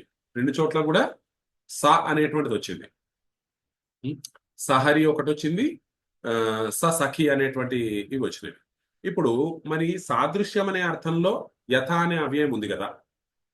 మరి అక్కడ యథాతోటి మీరు ఆయా అర్థాల్లో ఉన్న అవ్యయాల్ని సుబంతాలతో సమసించాలి కదా. సాదృశ్యం అనేటువంటిది అనే అర్థంలో యథా కూడా ఉన్నది. కాబట్టి యథాతోటి ఏమన్నా సమాసం చేయొచ్చా అంటే నెక్స్ట్ సూత్రం దాన్ని నిషేధిస్తుంది అనమాట. మీరు సాదృశ్యం అనే అర్థంలో వేరేవి అవ్యయాలను ఉపయోగించండి. ఎలాగైతే ఇంతకుముందు మనం పశ్చాత్ అనేటువంటి దాంతో సమాసం చేయలేదు, సమయ నికషాతోటి చేయలేదు, తర్వాత ఆరాధతోటి చేయలేదు. ఇటువంటి వాటితో అవ్యయాలే ఈ అర్థాల్లోనే ఉన్నాయి. అయినా కూడా వేరే వేరే కారణాల వల్ల ఎట్లాగైతే సమాసం చేయలేదో అట్లాగే యథ అనేటువంటిది కూడా సాదృశ్యార్థంలో సమాసం చేయలేదు. మనం ఇంతకుముందు సమాసం చూసాము. యథాశక్తి అనేది శక్తి మనతిక్రమ్య అన్న విషయంలో యథ అనేటువంటిది ఉపయోగించాం. కానీ సాదృశ్యార్థంలో మాత్రం యథ అనేది ఉపయోగించదు. అసాదృశ్యే ఏవ యథాశబ్ద సమస్యతే. అంటే సాదృశ్య భిన్నమైనటువంటి దాంట్లోనే యథ అనేటువంటి అవ్యయము సమసిస్తుంది. తేన ఇహ న యథా హరిహి తథా హరః. యథా హరిహి తథా హరః అన్నటువంటిది ఇక్కడ దీనికి కౌంటర్ ఎగ్జాంపుల్ అన్నమాట. అంటే దానికి ఎగ్జాంపులే, కౌంటర్ ఎగ్జాంపుల్ కాదు. ఎందుకంటే యథ అనేది సమసించదు అని చెప్పారు కాబట్టి యథ అన్న శబ్దం ఇక్కడ ఉన్నందుకు సమాసము కాలేదు. యథా హరిహి తథా హరః అంతే. యథాహరి అని చెప్పేసి యథాశక్తిలాగా యథాహరి అని సమాసం అయిపోదు. యథాహరిహి తథా హరః ఇక్కడ సమాసం కాకూడదు. ఎందుకని? ఇక్కడ యథ అనేటువంటిది సాదృశ్యం, సిమిలారిటీని చూపెడుతుంది. సిమిలారిటీ అనే అర్థంలో ఎప్పుడైతే యథ అనేటువంటి పదాన్ని ఉపయోగించారో అప్పుడు సమాసం చేయకూడదు. పదార్థానతి వృత్తిలో యథాను ఉపయోగిస్తే సమాసం చేయొచ్చు, నో ప్రాబ్లం. హరేహే ఉపమానత్వం యథాశబ్దే యథాశబ్ద ద్యోతయతి. ఇక్కడ హరి యొక్క ఉపమానత్వం. హరుడు ఎటువంటి వాడు అంటే హరి లాంటి వాడు అని చెప్పేసి చెప్పడానికి ఇక్కడ యథా ప్రయోగం చేశారు. కాబట్టి ఇక్కడ సాదృశ్యమే ఉంది కాబట్టి మీరు సమాసం చేయొద్దు. తేన సాదృశ్యే ఇది ఇది వా యథార్థం ఇది వా ప్రాప్తం సాదృశ్యే ఇది వా యథార్థం ఇది వా ప్రాప్తం నిషిధ్యతే. పైన సూత్రంలో ఏం చెప్పారు? మొత్తం ఆ పొడుగు దీంట్లో యథ అన్న దాంట్లో ఒక సాదృశ్యం వచ్చింది. రెండవది ఆ మొత్తం లిస్ట్ లోనే సాదృశ్యం అని రెండో వచ్చింది. ఈ రెండు అర్థాల్లో కూడా అంటే ముఖ్య సాదృశ్యార్థం గాని గౌణ సాదృశ్యార్థం గాని రెండు అర్థాల్లో కూడా యథ అన్నటువంటి అవ్యయంతో మీరు సమాసం చేయకూడదు. తేన సాదృశ్యే ఇతివా యథార్థం, యథార్థం అంటే యథ అన్న పదానికి అర్థంలో వచ్చినటువంటి సాదృశ్యంతో గాని ఇతివా ప్రాప్తం ఏదైతే ముందు సూత్రంతో సమాసము చేయవచ్చు అన్న అర్థం వచ్చిందో ఆ అర్థం ఇక్కడ నిషేధించబడినది. యావత్ అవధారణే. అట్లాగే యావత్ సార్ కొన్ని పదాలు మనం చూస్తూ అంటే నాకు బేసిక్స్ తెలియకపోవడం వల్ల యథార్థం అలాంటివి వస్తూ ఉంటాయి కదా, అక్కడ సమాసం అవ్వలేదంటారా? యథార్థం అంటే అర్థం ఏంటి? నిజంగా అది అని. దాంట్లో సాదృశ్యం లేదు కదా. ఎందుకు ఇక్కడే మనం ఇంతకు శక్తి అని వాడాం కదా సమాసం. సాదృశ్యం అనే అర్థంలో మాత్రమే మీరు సమాసం చేయొద్దు అంటున్నారు అంతే. ఆహా, పోలిక చెప్పేటప్పుడు వాడకూడదు. ఇక్కడ మీకు ఉదాహరణ ఏది ఇచ్చారు? యథా హరిహి తథా హరహ అని ఎందుకు ఇచ్చారు? అక్కడ సాదృశ్యం అనే అర్థంలో యథా అని ఉపయోగించారు. సాదృశ్యం అనే అర్థంలో సమాసం చేయకండి, వేరే చోట చేసుకోండి, చేసుకోండి. సరే, అదే అందుకోసం అనమాట. కాబట్టి అందుకనే సాదృశ్యం అనేది పైన ఆ పొడుగు సూత్రంలో రెండు చోట్ల ఉంది. ఒకటేమో అక్కడే చెప్పినటువంటి యథ అన్న పదంలో ఒక సాదృశ్యం వచ్చింది. అది కాకుండా సూత్రంలోనే సాదృశ్యం అనేటువంటి సాదృశ్య సాకల్య అంతవచన సాదృశ్యం వచ్చింది. ఈ రెండు అర్థాల్లో కూడా యథ అన్న పదాన్ని మాత్రం అవ్యాన్ని మాత్రం ఉపయోగించకండి అని చెప్పేసి చెప్తారు. యావత్ అవధారణే. అవధారణము అంటే అటెన్షన్ పే చేయడం అనమాట అవధారణం అనేటువంటి. అక్కడ దానికి చెప్పడానికి యావత్ అనేటువంటిది అవ్యయము. ఇప్పుడు పైన ఏదైతే చెప్పారో ఇప్పుడు పైన చూడండి, పైన సూత్రానికి దీనికి తేడా ఏంటంటే మీరు ఏ అవ్యయాన్నైనా ఈ అర్థంలో సుబంతంతో సమసించండి అని చెప్పేసి అన్నారు. ఇక్కడ ఏం చెప్తున్నారంటే అవధారణము అవధారణే అనేటువంటిది ఏ విభక్తి? సప్తమి. సప్తమి. సప్తమి విభక్తి సమాస విధాయక సూత్రంలో ఏ అర్థంలో వస్తుంది? అవధారణి అర్థం. ఈ అర్థంలో మీరు సమాసం చేయాలి అని వస్తుంది. ఈ పదము ఈ పదముతో ఈ అర్థములో, ఈ పదము ప్రథమ విభక్తి, ఈ పదముతో తృతీయ విభక్తి, ఈ అర్థములో లేదా ఈ విషయములో ఏమిటి? సప్తమ విభక్తి. కాబట్టి అవధారణము అనేటువంటి అర్థములో యావత్ అనేటువంటి అవ్యయం అనేటువంటిది సమర్థమైన సుబంతంతో సమసిస్తున్నది. ఇక్కడ ఏమిటి? అవ్యయాన్ని కూడా స్పెసిఫై చేశారు. ముందున్నటువంటి సూత్రంలో ఏదైనా అవ్యయం అన్నారు. అందుకనే కొన్ని చోట్ల యథా పెట్టాము, కొన్ని చోట్ల అను పెట్టాము, కొన్ని చోట్ల ఉపా పెట్టాము, మనం ఇష్టం వచ్చింది ఎంచుకున్నాం. ఇక్కడ ఏం చెప్తున్నారంటే అవధారణే అనే అర్థంలో యావత్ అనేటువంటిది మీరు పెట్టి సమాసం చేయండి అని చెప్పేసి చెప్తున్నారు. యావంతః శ్లోకాః తావంతః అచ్యుత ప్రణామాః. ఎన్ని కీర్తులు, శ్లోకము అంటే సత్కార్యము అని ఉంది, లేదు శ్లోకములు అంటే మనకి ఈ స్తోత్రంలో ఉండేటువంటి శ్లోకాలు. యావంతః శ్లోకాః ఎన్ని శ్లోకాలు అయితే ఉన్నాయో తావంతః అచ్యుత ప్రణామాః అన్ని భగవంతుడి ప్రణామాలు అని చెప్పేసి చెప్పడానికి యావత్ శ్లోకం అచ్యుత ప్రణామాః. యావంతః శ్లోకాః ఎన్ని శ్లోకాలు అయితే ఉన్నాయో అక్కడ ఎంఫసిస్ ముఖ్యం. అన్ని ఎక్కువ అని చెప్పడం. కాబట్టి అవధారణం కోసం యావత్ శ్లోకం అవుతుంది. యావత్ ప్లస్ శ్లోకం. అక్కడ ఇది యావత్ శ్లోకము ఇది స్తుతం వస్తుంది, తర్వాత షష్ఠోటి వస్తుంది. యావత్ శ్లోకం వచ్చి చకారం ప్లేస్ లో చకారం వస్తుంది, చకారం ప్లేస్ లో చకారం వస్తుంది. కాబట్టి యావత్ శ్లోకం, యావత్ ప్లస్ శ్లోకం యావత్ శ్లోకం అండి. యావత్ అనేటువంటిది అవధానం.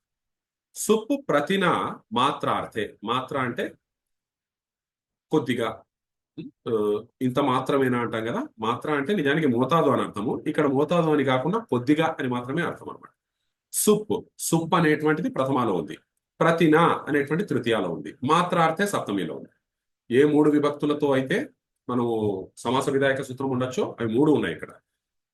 సుప్ అంటే ఏదైనా సుబంతం. సుబంతము ప్రతిన, ప్రతి అనేటువంటి అవ్యయముతో, మాత్రార్థే కొద్దిగా అనేటువంటి అర్థంలో సమసిస్తుంది. ఇక్కడ మనకు చూస్తే ముందు సూత్రం వరకు సుప్ అనేటువంటిది అనువృత్తి అయింది. మళ్ళీ ఇక్కడ సుప్ అనేటువంటిది ఈ సూత్రంలో కూడా వస్తుంది. మళ్ళీ ఇక్కడ సుప్ అనేటువంటిది ఎందుకు చెప్పారు అంటే, ముందు సూత్రం వరకు కూడా మనం ఏవైతే నేర్చుకున్నామో, ఏది యావదవధారణే, తర్వాత యథ అసాదృశ్యే, అవ్యయం విభక్తి, దీంట్లో ప్రథమ విభక్తిలో ఏం పదం ఉన్నది? యావత్ ఉంది, యథా ఉంది, అవ్యయం ఉంది. సుప్రతినాలో ఉండేటువంటి చేంజ్ ఏమిటంటే ప్రతి అనేటువంటిది అవ్యయం, సుప్ అనేటువంటిది ఏదైనా సుబంతం. కాబట్టి ప్రథమ నిర్దిష్టం సమాసే ఉపసర్జనం. ఇక్కడ ఈ రూల్ ప్రకారం ఉపసర్జన సంజ్ఞ సుబంతానికి వస్తుందా, అవ్యయానికి వస్తుందా? సుబంతానికి వస్తుంది. సుబంతానికి వస్తుంది. కాబట్టి ముందు పదం ఏముంటుంది? సుబంతం ఉంటుంది. సుబంతం మనకి చేసిన సమాసాల్లో ముందు పదము అవ్యయం. అవ్యయం ఉంది. కాబట్టి ఇది సుబంతం అన్నమాట. కాబట్టి అందుకోసమని సుప్ అని మళ్ళీ చెప్పారు. సుప్ అని ముందు నుంచి వస్తున్నప్పటికీ ఇంతకుముందు సుప్ అనేటువంటిది జస్ట్ అవ్యయం యొక్క విశేషమైంది. ఇక్కడ అట్లా కాదు. ఇక్కడ సుప్ అనేటువంటిది ప్రథమ, ప్రతి అనేటువంటిది ప్రత్యేకించి అవ్యయం కాదు. ప్రతి అనేది అవ్యయమే, కానీ దానికి ద్వితీయ పదం కింద చెప్పడానికి దానికి తృతీయ ఇచ్చారు. మాత్రార్థే, అది కూడా ప్రతి అనేటువంటిది రకరకాల అర్థాలు ఉన్నాయి ప్రతికి.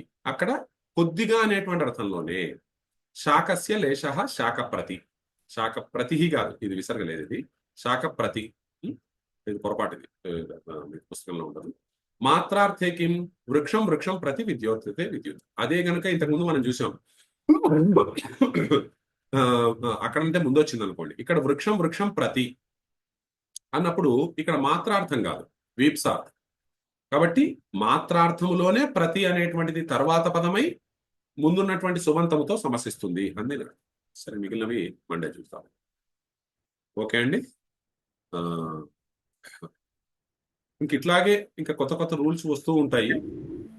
వరకు మండే అంటే రేపు ఎల్లుండి హాలిడే అండి. రేపు ఎల్లుండి మీరు కొద్దిగా రేపు ఇది కార్తీక పౌర్ణమి ఉండడం వల్ల దానికి సాయంత్రం ఉంటుంది కానివ్వండి. అయినా కూడా ఇప్పుడు కూడా కొంతమంది ఇది ఉన్నారు. ఎల్లుండి ఎట్లాగో అనుకోలేదు, మీకు ముందు నుంచి అనుకున్నది మండే టు ఫ్రైడేనే. మండే టు ఫ్రైడేనే. Okay okay. ఫ్రైడే లేదన్నమాట. సాటర్డే సండే ఎప్పుడు లేదండి నాకు ఆ టైంలో వేరే. సరే, నెక్స్ట్ మళ్ళీ మండే కలుద్దాం. మండే ఒకవేళ మరి వేరే క్లాసులు మీకు ఏమైనా చెప్పారా? చెప్పకపోతే రోజు కంటిన్యూ చేద్దాం. లేకపోతే నిజానికి వారానికి 3 రోజులు నేను ముందు చెప్పినది. చెప్పలేదండి, వేరే క్లాసులు ఏం చెప్పలే. చెప్పకపోతే ఇదే కంటిన్యూ చేయొచ్చు. నెక్స్ట్ కూడా 4 days 5 days చేసేయచ్చు. ఓకే అండి. ఏమైనా డౌట్స్ ఉన్నాయా? మీరు కూడా ప్రాక్టీస్ చేస్తూ ఉండండి. ఈ మధ్యలో టైం కూడా కొద్దిగా ఎక్కువగా ఉంది. ఒకసారి చూస్తూ ఉండండి మధ్యలో. తర్వాత కూడా చూస్తూ ఉండండి. మీరు ఒకసారి చూస్తే ఇంకా ఈజీ అయిపోతుంది. తర్వాత కూడా చాలా హెవీగా ఉంటుందండి పాఠం. ఇందులో డౌట్ లేదు. అదేమి హెవీగా ఉండదు అని చెప్పండి. ఇక్కడ అర్థం ప్రతి దగ్గర ఆ కర్మ ప్రవచనీయం వల్ల నిత్య ఏదో చెప్పారు. అక్కడ నేను లింక్ మిస్ అయ్యాను, క్లారిటీ మిస్ అయ్యాను. అక్కడ ఏమిటి అంటే అప్పటి వరకు వచ్చిన సూత్రాల్లో అశ్వపద విగ్రహం ఉన్నది. అశ్వపద విగ్రహం మీకు కృష్ణస్య సమీపం అని విగ్రహవాక్యం చెప్తున్నారు. సమస్త పదం వచ్చి ఉపకృష్ణం అంటున్నారు. అంటే విగ్రహవాక్యంలో సమాసంలో ఉండే పదాలు అన్నీ కూడా విగ్రహవాక్యంలో లేవు. కానీ ఈ అర్థం ప్రతిలో విగ్రహవాక్యంలో ఉన్న ప్రత్యర్థం అనేటువంటిదేమో సమాసము, విగ్రహవాక్యం వచ్చి అర్థం ప్రతి. కాబట్టి అవే పదాలు అన్నీ కూడా విగ్రహవాక్యంలో ఉన్నాయన్నమాట అండి. అదొక్కటే దానికి ఎక్సెప్షన్.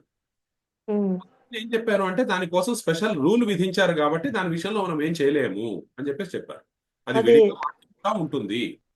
వేరే వాటి విషయంలో మాత్రం అవే పదాలని, ఇప్పుడు మీరు కృష్ణస్య సమీపం అన్న అంటారు, ఉపకృష్ణం అన్న అంటారు. కృష్ణస్య అన్నారు, ఒకళ్ళ కృష్ణస్య ఉపగచ్చ అని చెప్పేసి అనమాట. సమీపం గచ్చ అంటాం, లేదా ఉపకృష్ణం గచ్చ అంటాం.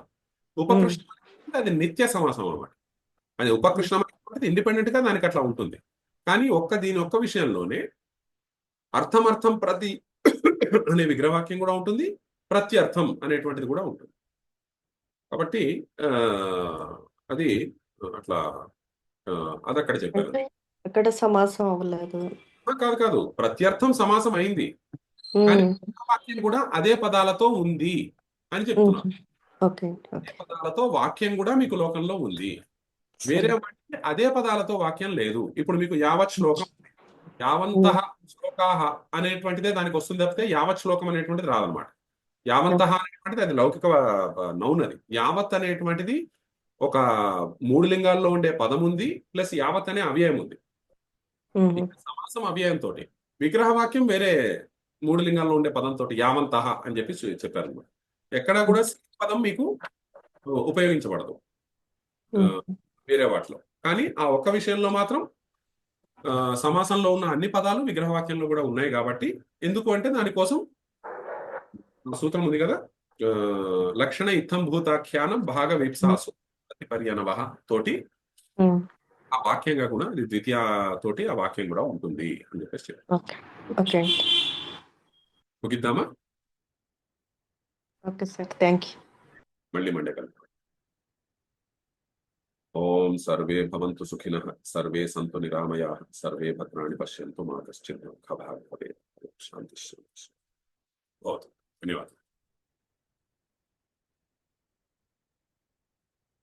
క్లోజ్ చేస్తాను. ధన్యవాదాలు సార్. ఏదండి? ధన్యవాదాలు. ధన్యవాదాలు. అది వర్డ్ కట్ అయ్యి సరిగా వినపండి. క్లోజ్ చేస్తాను.